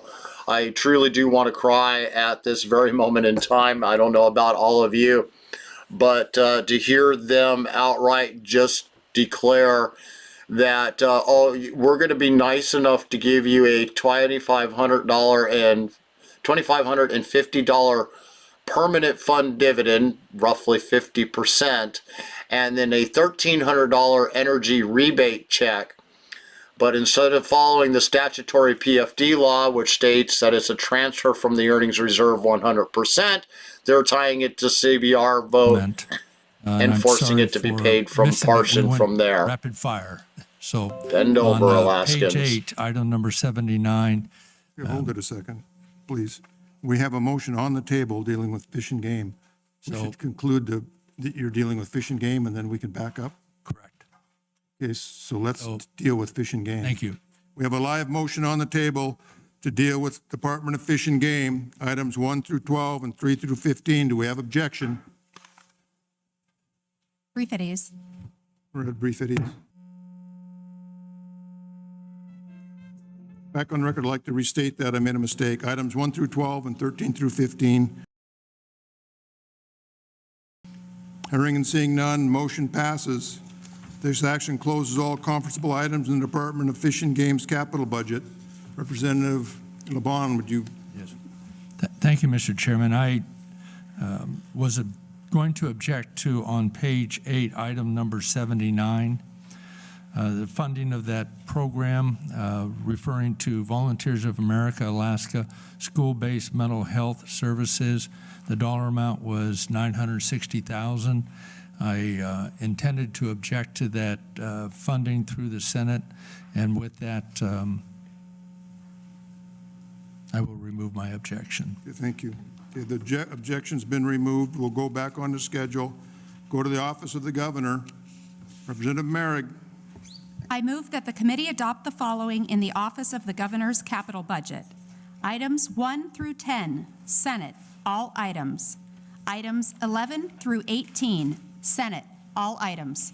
We have a motion on the table. Do we have objection? Hearing and seeing no objection, the motion passes. This action closes the conferenceable items of the office of the governor's capital budget. We'll now go to the Department of Health. Representative Merrick. I move that the committee adopt the following in the Department of Health's capital budget. Items 1 through 7, Senate, all items. We have a motion on the table. Any objection? Hearing and seeing none, motion passes. This action closes all conferenceable items of the Department of Health and the Department of Health's capital budget.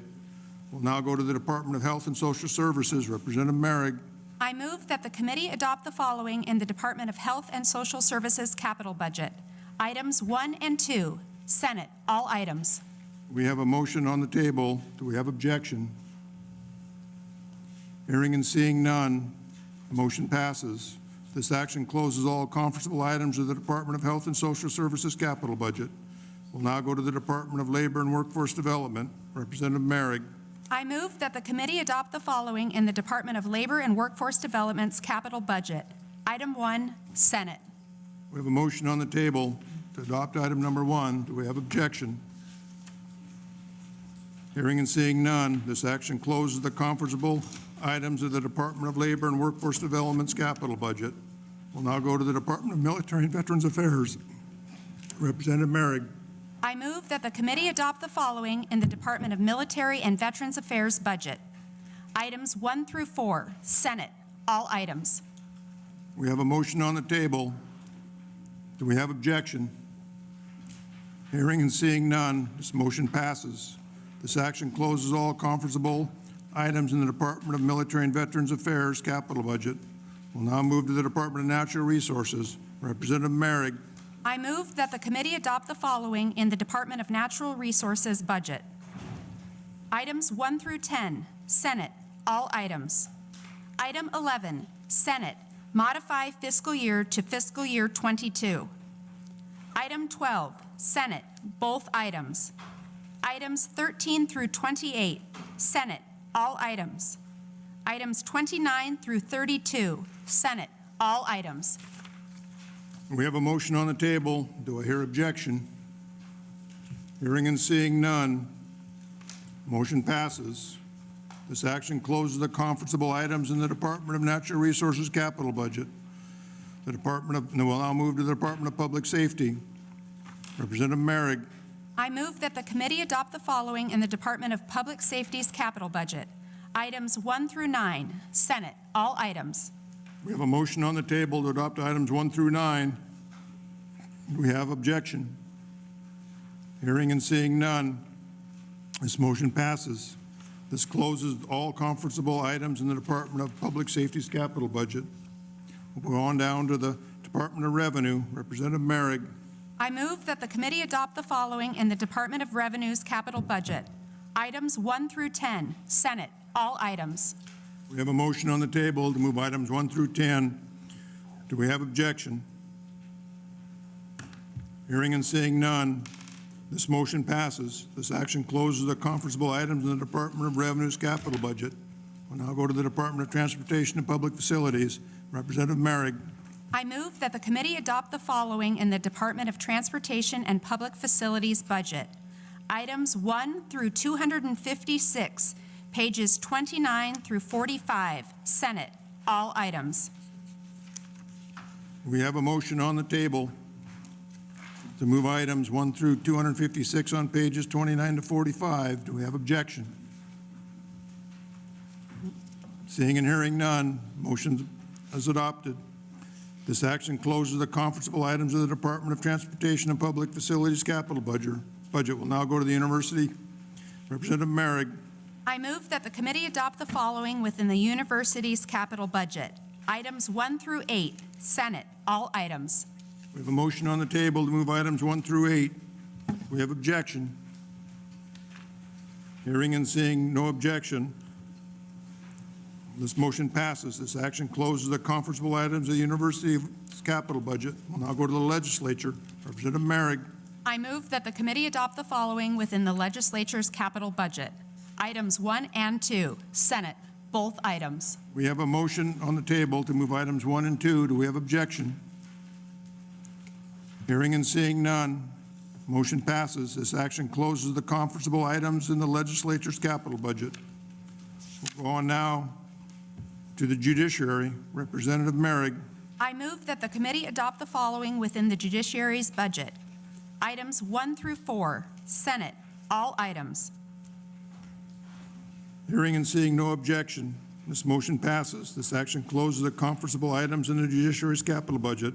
This action's taken during this meeting closed out the conferenceable capital budget items in House Bill 281. We'll now go to the mental health. Representative Merrick.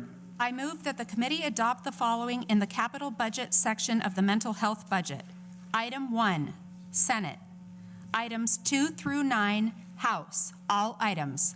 We have a motion on the table to move items 1 and items 2 through 9. Do we have objection? Hearing and seeing none, this motion passes. This action's taken during this meeting close out the conferenceable capital budget items for House Bill 282. That concludes the capital budget items for the operating budget, House Bill 281, and the mental health budget, House Bill 282. The actions taken during this meeting close out all capital budget items for the conference committee. Brief at ease, Mr. Chairman. We'll have a brief at ease.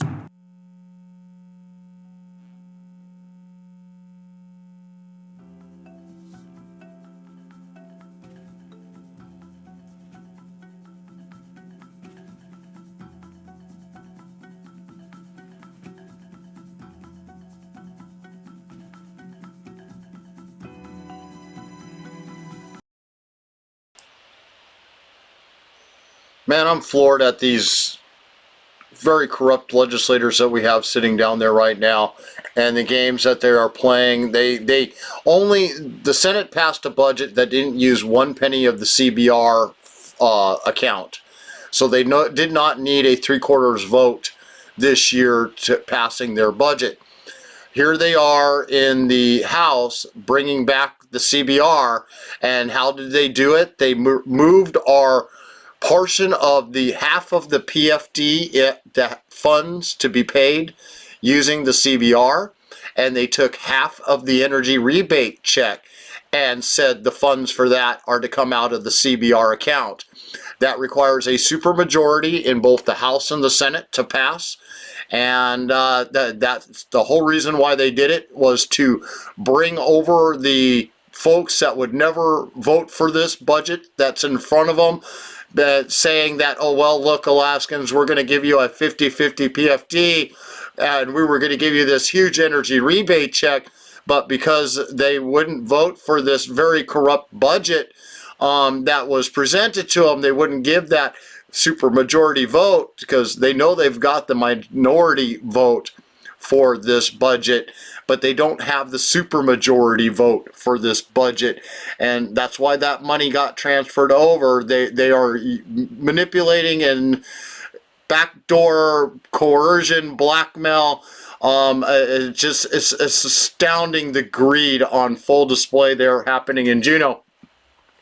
I literally just want to reach through the screen and shake some people around a little bit, you know, pull a Will Smith and maybe go and give a couple of them a good old slap across the face for some of the things that they are doing there in Juneau. And I just really can't believe the games that are going on.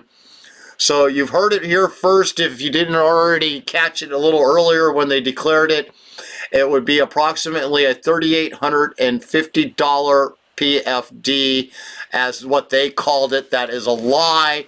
It is a $2,550 PFD and a $1,300 energy rebate check. And anybody and every legislator that wants to say that this budget is this permanent that whole $3,800 is our PFD, they are lying to us. And if that is the case, then they need to quit calling it an energy rebate check, and they need to rename it back to what they're classifying it as, and that's our PFD. And but they won't do that, because that means that it gets them one step closer to actually following the statutory formula if they classify all of that money as a PFD. But that's how mainstream media, and that's how these law-breaking legislators inside that room just got done declaring it. Bill Wielechowsk put up a little tit-fit there, because his phone is ringing off, its messages off the hook right now from concerned citizens, constituents, us Alaskans, wanting to know what they had just voted on for the PFD, because all they give is line items and an up or down, say what they want to do, and never tell us what it is. Well, when it came for the PFD, they gave a thumbs up to a 50-50 split, that they're calling it, and but they changed the way it's funded. The Senate had it 100% coming directly out of the earnings reserve account, every penny of it from the earnings reserve account, as the statutory PFD law states it is supposed to be paid. The House and the Senate Joint Committee here did the same thing they've done the last 6 years, and they've rearranged the funding for it to pull money out from other accounts other than following the law. So for us to see that $2,550 PFD this year, they have to concur the vote, get a supermajority vote for the actual PFD itself, for the CBR, the Constitutional Budget Reserve. That is the only way that they are going to get the vote to be able to make us, for us Alaskans to even see that. And then again, also for that energy rebate check, 50% of that check is going to be paid from using the CBR also. So unless they pass that with a supermajority vote, which they know they did not have prior to this manipulation of political blackmail, backdoor, shove it up the shaft of unlubed, and here you go, Alaskans, every single one of you. Don't even get a chance to even cough or a pat on the back and a smile and a thank you afterwards. They're just going to leave you and say, ha ha, that's what you get for trusting us once again. I never did trust them. I still don't trust them. And thank you, Christopher Kirk. Thank you, LeBon. Thank you, Merrick. Thank you, all of you Republican rhinos inside of the House there that voted no for concurrence on this budget. You guys are all up for re-election, and every single one of you, I really do hope there is somebody running against you in this up and coming primary so that we can vote you out. All right. I need to point out a few things about the elections while we got a chance here, just because it's going to be very important this election season. In the current makeup of the way it happens in the primaries, parties no longer matter. You will never see another ticket ballot that has just your party on it that you're affiliated with. You will now see all parties on your ticket. So if you're a Democrat, you will now see Republicans and Independents on your ticket. If you're a Democrat before, you only saw Democrats and Independents on your ticket. If you're Republican, you only saw Republicans on your ticket.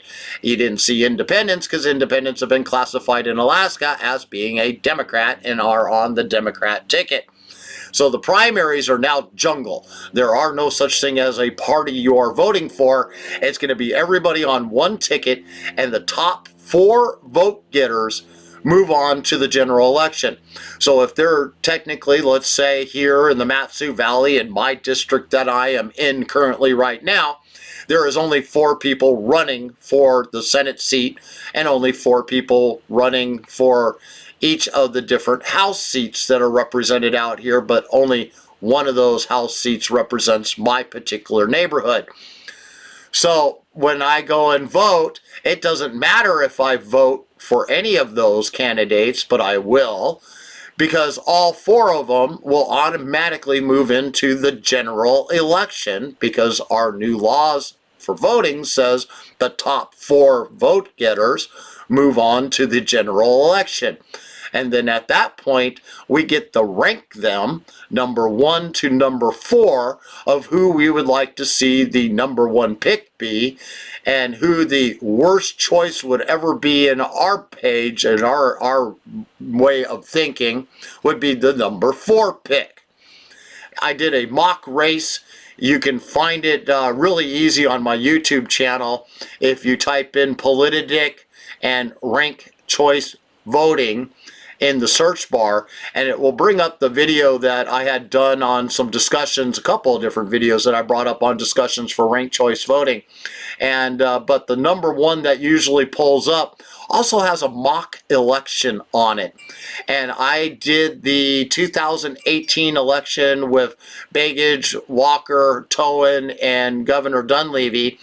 And in that election, Governor Dunleavy lost by 2% of the vote. Begich won 51%. Dunleavy lost 49% in ranked choice voting, because those that were dumb enough to vote for Walker, who had completely pulled out of the race prior to the election because of Brian Mallett's Me Too moment that was shoved under the rug and he helped cover up on his end, plus selling out Alaska to China, 75% of Alaska to China, in his deals that, thank God, fell through. And then you had Towen, and in all honesty, had not a prayer of even gaining 1% of the vote. And ironically, he had just slightly more votes than what Walker did in the race, even though Walker was completely out of it at that point in time. So the demographics was the same, was all in play, just as if this was a real election. In the mock election that I did, I based it off of 100 voters to make the polling sample really easy to build and to be able to give a really simple breakdown of how ranked choice voting works. And but those who had voted for Walker, those who had voted for Towen, only like 2 out of them voted for Dunleavy. In their next couple of picks, it went a total of 3 rounds in my ranked choice voting setup.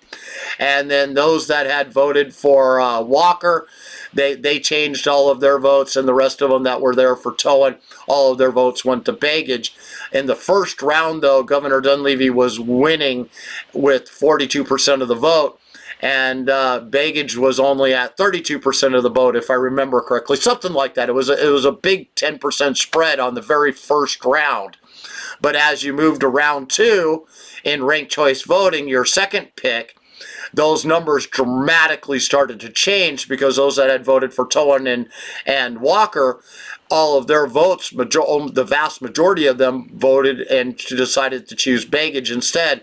So when the final tallies came out, Dunleavy lost by 2%, and we would have Begich right now as governor of our state throughout all of these last few years. Ironic how that works out under ranked choice voting. The other thing that I have discovered by running these sample projections and utilizing the theory of how ranked choice voting works, the actual practice of it, and doing the actual math that is required to make it run, the 25 of the percent of the most uneducated voters in Alaska, and I'll repeat that, 25% of the most uneducated voters in Alaska that vote are going to be choosing who's going to be elected. And how do I know they are the most uneducated voters? Because they voted for Walker and they voted for Tolan as their first and number one picks to win that 2018 election, knowing full well neither one of them had a chance to win the election. And those are the folks that are going to pick their number 2s and their number 3s to be the worst candidate for our state that you could ever ask for, to be the ones that go forward, and only a small percentage of them is going to move over to the candidates that actually have any real valid chance of doing something right for our state. Not to say that Begich would have been bad for our state, but I've seen him as other political areas that he has been in and within our state, and everything he touches, just like we have always seen when it comes to the left, it ends up disintegrating, falling apart, and becomes 10 times worse than it ever was prior to them touching it or becoming in charge in the first place. We see it every year. We see it happening in Anchorage. Oh, they just gavelled back in. Just press for time, and there's always things changing, moving around. We will now address the fiscal notes that will be added to HB 281. Representative Merrick. I move that the committee adopt the document with the footer, quote, fiscal notes for HB 281, comma, section 2, end quote, as section 2 of HB 281. We have any objections or concerns? Representative Merrick. Brief at ease. Brief at ease.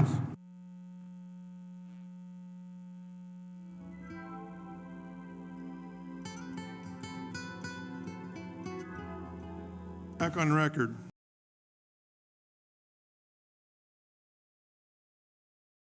Chair, number 1, section 2 makes appropriations associated with the bills listed. Number 2, if a bill listed either fails to pass, its substance fails to be incorporated in some other measure, or it is vetoed by the governor, the appropriations associated with that bill are reduced. Number 3, the attached reports prepared by the Legislative Finance Division list the fund sources and agencies associated with each bill. Thank you. Mr. Painter, do you have any comments you'd like to make regarding the fiscal notes? For the record, Alexi Painter, Legislative Finance Division. One comment I would make is that the fiscal note for House Bill 226 indicates that the funding is for executive branch-wide appropriations. That funding is actually for all 3 branches, so the expectation is the funding would be transmitted to the legislative and judicial branches. And that's my only comment, Mr. Chairman. Okay, thank you. I'll go ahead and remove my objection. Do we have any further objection for the adoption of the motion? Hearing and seeing none, motion's adopted. We'll have a brief at ease.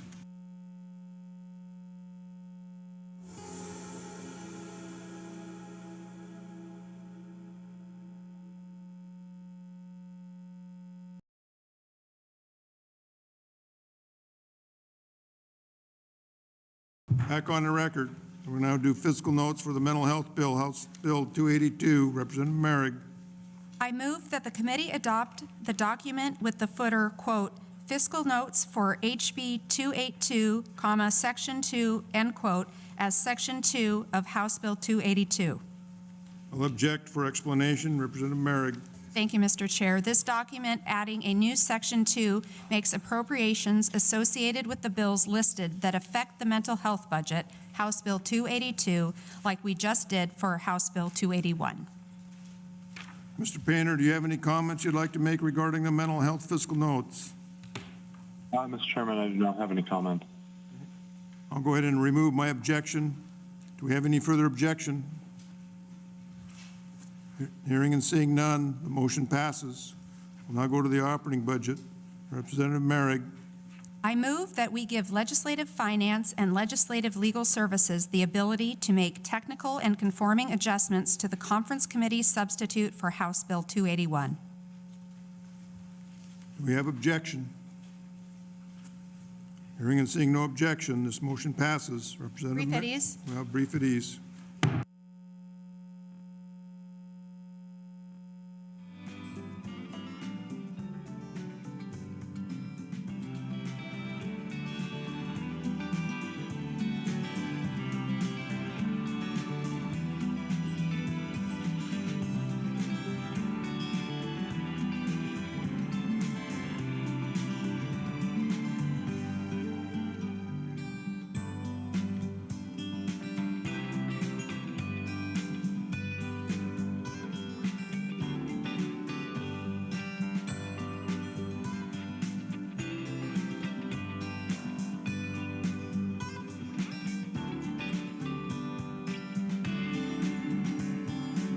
Back on the record. Representative Merrick. In the Department of Education, I move that we open and amend item number 1. We have a motion on the table to open and amend item number 1 of the Department of Education Early Development. Is there objection? Seeing no objection, item number 1 is back before the committee. Representative Merrick. I move that we revise item number 1 as follows. House minus contingency language. We have a motion on the table. Do we have objection? Hearing and seeing no objection, the motion passes. This action closes the Department of Education Early Development's budget. We'll now go on to the concluding of the conference committee. Representative Merrick. I move that the conference committee report out conference committee substitute for House Bill 281 with individual recommendations. Is there objection or concerns? Hearing and seeing no objections, this motion passes.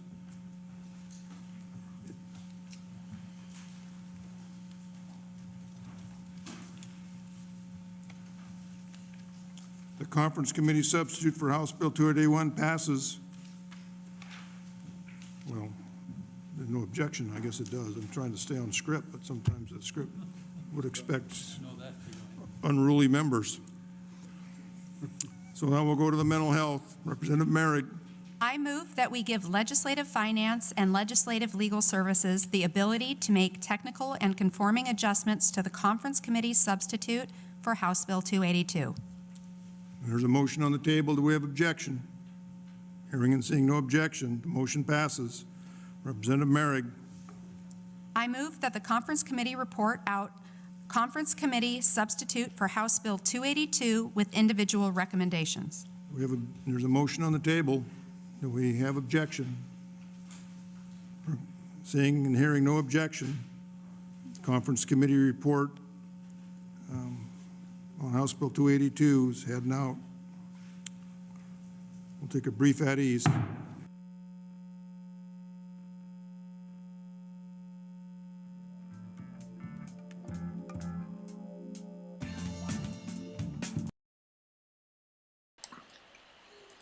So they just got done rubber stamping the mental health budget. They did one minor change there to education, and that education change was nothing more than they had a contingency on the education for that $60 million bonus that they were giving them that said they would get that bonus unless there are other bills changing the student base allocation the SBA was to have happened.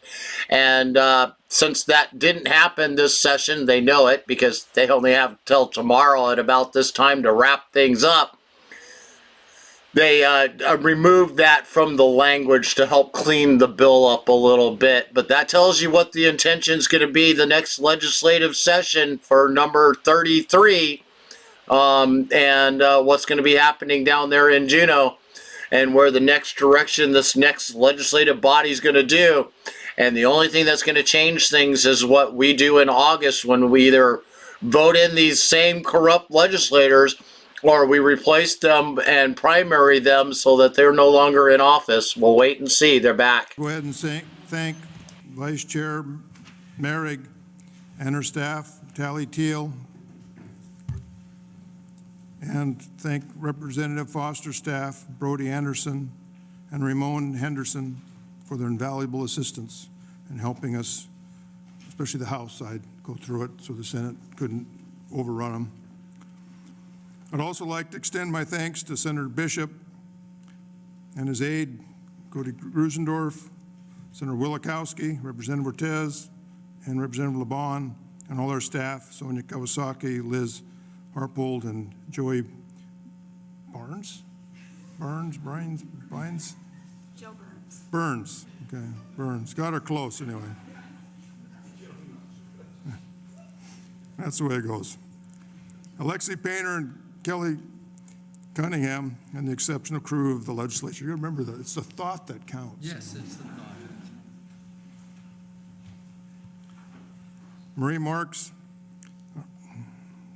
the bill drafter, Legislative Legal Services, along with the rest of the staff at Ledge Legal, which frankly doesn't get enough acclimates. They've been worked to death through this whole session this year with ridiculous amounts of requests for budget amendments that were never presented, draft or bills that were never presented. So our hats off to them for putting up with us. And Neil Stanginger for his hard work as OMB director. And we expect him to support our beautiful work today in all items within the budget. And thanks to the Finance Committee Assistant, Donnie Gott, and her staff, and especially Pete Eklund, he must have wrote this thing, and Amanda Ryder, my staff. Is there any other business to come before the committee before we unlock the doors and let everybody go home or go back to work? Okay, thanks everybody for their hard work. I really appreciate it. I think we got a good budget. It's balanced. It's got a good, healthy dividend, a lot of capital for around the state, keep people working, and a lot of attention to education, both university and K-12, along with a lot of assistance to our communities. So it's pretty balanced. With that, thanks everybody. Without objection, we will adjourn at 17 minutes after 4. We are adjourned.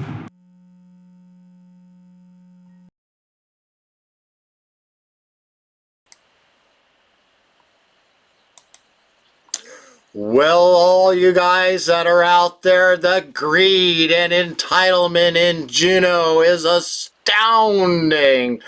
I just can't fathom it. I'm absolutely positively floored by the manipulation of funding once again. I called it. Everything that happened today, I called it. They did exactly as I expected them to do. And that is why you are seeing dual of me on the screen right now, because I am doubly mad at what they just got done doing there in Juneau. And every single Alaskan should be too. They made it so that we literally, the only way we will get that $2,550 PFD is if they have a supermajority vote in the Senate and the House for the CBR, so that they can spend more money out of the CBR, which the Senate budget, when they passed it, not one penny was being spent from the CBR, and they knew it. That's the reason why they didn't have to have that 3/4 vote over there. And the House retied that CBR back into the budget by sticking our permanent fund dividend into it. Half of it's going to be paid from that, and if it doesn't pass the vote, we're not going to see 1 penny of that money coming to us for at least half of it. So we'll see that $1,300 one that I've been predicting, not the $2,550 that they just got done agreeing to do. And same with the stimulus check. The energy rebate check. That's $1,300.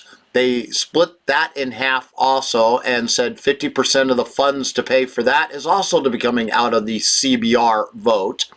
So they have stacked the deck against the minority that are for following the laws that we have that damn well know that they can afford to pay us a statutory PFD this year and this outrageously overpriced pork-filled budget that they have.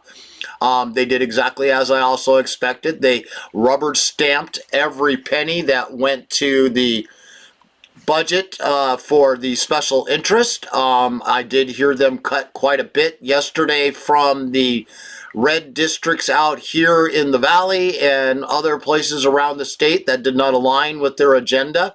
Got to make sure we punish them, remind them who's in charge. That's kind of what this entire the joint committee is all about. They're just there to remind everybody there that no matter who makes the budget, the bottom line is the Senate and the finance committees create it, and it always ends up with these 6 at the very end who decide what finally gets into that budget, no matter what gets passed by both bodies. Man, I am so frustrated.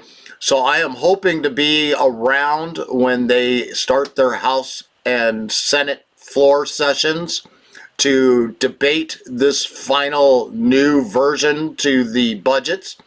And the mental health budget, just as it happened in the House and the Senate earlier this year when they voted on that, within the last few weeks, and at the House the past month, they rubber stamped the mental health budget as is, no questions asked, no real changes to it whatsoever. And they did do one more change to education at the very end for the general portion of the budget, and that was just to put out the contingency language that if they passed the new SBA formula, student-based allocation formula this year, that $60 million bonus would be removed and the new law would go in its place. And since it did not pass, that they did a really cleanup there at the very end to remove that language of and or, just so that it is and will give you a $60 million one-time bonus this year. On top of all the other pork spending that they did for education, a grand total of $3.5 billion is going to them. $1.2 billion of that is illegal funding that I am sure will be facing a lawsuit, and they will once again lose in our court system, just like the ceremonious symbolic gesture of removing abortion funding from the budget. I listened to them argue that there on the joint committee for just a little bit, because they were going to go ahead and remove that from the budget, which is the whole reason why Kirka gave that he didn't vote for this, knowing full damn well that this is going to go back into a lawsuit and is going to face in front of our judges there. And once again, our Superior Court is going to come back and say, you can't remove that funding, and you're going to have to put that money right back in where you got it from. Whether you like it or not, this is what they are going to do. And the same thing that they have done every year, that they have removed that funding out of the budget. And they do that on purpose. And it was put in as a poison pill. And there is a reason why REVAC, and I believe it was Carpenter in the Senate, that had staunched or squashed that from happening. It's the same reason why McCabe and who was the other person, God, I hate drawing blanks when it comes to things like this, but there was 2 of them in the House and 2 of them in the Senate. They all stood up and they literally go, well, we're going to table anything that gave anything teeth. And in the Senate, they tabled removing the funding from the budget so that it ended up staying there. And REVAC was one of the main instigators inside of the Senate that made that happen. And so Josh REVAC wants to be governor of our state, and yet he's the one that made sure that abortion funding wasn't removed from the budget. Imagine if it was, Kirka would have voted yes, if you go by what he was saying, even though the greater good would have been to vote yes for the budget as is, knowing full well the removal of those funding, no matter how morally correct I find it to be, it was nothing more than a symbolic gesture that our court systems would have put back in. So this is now going to head to the floor of the Senate and the floor of the House for a final vote once it gets through legal. And then they are going to have to give either their yays or nays to concur this budget. I'm really hoping that they do not have the votes in the Senate, and I'm hoping they don't have the votes in the House to get this budget to pass, and it forces them to go into a special session. That would be what is best for all Alaskans this year. After 4 special sessions last year of doing everything to stop making sure that they had any ability to have a fiscally sound budget this year, they don't want to go into a special sessions to try to come up with a long-term fiscal plan for all of us. They're too worried about getting out on that campaign trail saying, look at what we did for you. We gave you a 50% PFD, and we illegally used funding that's not meant for that PFD to pay for it again, so that way next year it's even more easier for us to steal it from you, because you idiots allowed us to vote for it and do it this way. And those 6 that was sitting in this conference committee today are the ones that made that happen. Thank you so much. I'm literally going to jump off of my soapbox. I have supposed to have been working right now. I spent the last 2 hours here instead. My pain is also my pleasure to make sure I can report this to you live, unfiltered and uncut of what goes on there in Juneau. And I wish I could have been there yesterday, but work calls, I'm in my busy season, and there is one way we can help change that. I would love to turn this here into a full-time job, to where literally with your support, maybe sitting in Juneau during these sessions and doing one-on-one interviews with these legislators on a day in and day out basis. Be more like what Washington, D.C. is. They come walking down the hall. Here's my little podium set up with my recording devices, and let's do a discussion on what's happening there in Juneau. And that's what I would consider real reporting, if there was actual people in Juneau that did what I would classify as real reporting, trying to give you the uncut, unfiltered. Here is the legislator on the street, 2 cents on what they are doing there in Juneau, and making sure each and every single one of them is put on the spot and on the record on a daily basis, and not only hearing just the mainstream media 5-second clip that they give of the one-sided agenda, and then do everything they can for the other agenda to say, hey, look at how awful these people are and how much these other guys love you. Take your pill, take your medicine, whichever one that fits you the best. You know, that red or blue pill that's over my shoulder there on the table. You can see it there with the RX pill bottle.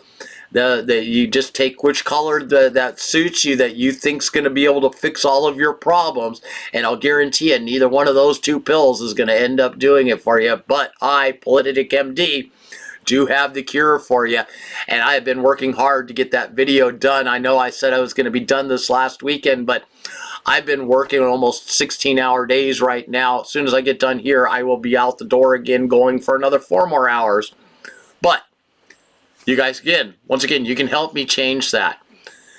Through your support, we're restreaming this currently on our website at politidic.com, on Twitter, YouTube, here on Facebook at Politidic, and also Politidic Unfiltered. And all of this has been made possible by your guys' support for the costs of covering the restream services to be able to do this. Our next step is to try to get ourselves put on the Rumble. Their subscription price is almost as what it costs me just for a basic plan as it cost me for the restream services for a yearly plan. So just to get on that one media channel for live streaming is as much as it costs for me to be streaming at 5 different locations as is at this moment. But your support can help change that. And whether it's $5, $10, $50, every penny goes right back into what we're doing here. Not 1 cent of what comes to Politidic goes in my own pocket. Every penny has been reinvested in to keep expanding what we're providing to all of you, and your support makes that happen. So today, quick wrap up, $2,550 PFD, and that is contingent on the CBR vote, $1,300 stimulus rebate check. For energy, that is also contingent on the CBR vote for 50% of both of those. And then they 100% forward funded and gave all the pork through K through 12. They added another $500 million in for the University of Alaska, for the college education fund, which they technically only needed about $60 million for, not $500 million. But you got to hide that tax revenue somewhere. You got to spend that CBR money before everybody realizes that it's sitting there, so that they can continue to justify stealing our PFDs. Not 1 penny of the pork spending going to the unions, our teachers, and healthcare was cut from the budget. In fact, all the bonuses and raises were grand stamped as approved, and so they are continuing to get all of that. So when you look at the largest budget in Alaska's history, it's 100% the pork spending that they are doing on the special interest, and not 1 penny of that comes from our permanent fund dividend that is going to be paid to all of us, especially if they were to have followed the law. Please like and share this video, and you guys all have yourself a great afternoon. And please go to our website, politidic.com, and click that support button. All proceeds go right back again into what we are doing here. It helps keeping us expanding, pays for the restream services, the website, upgrading of microphones and video equipment, cell phones that you can now contact us on. You can see it and find it on the WhatsApp on our Facebook page there. And don't hesitate to contact us. If you'd like to have something published onto our website, we don't hesitate to take op-eds from people, and submit your article to us at politidic.com. And that's politidic@politidic.com for our web email address. And you can get us that to us, and we're more than happy to publish stuff that the mainstream media won't, because we're not afraid to expose the truth, unlike them that only want to give the left mainstream media spin that there's bought and paid for by the politicians out there that make that happen. You guys have a great afternoon. We'll see you the next time.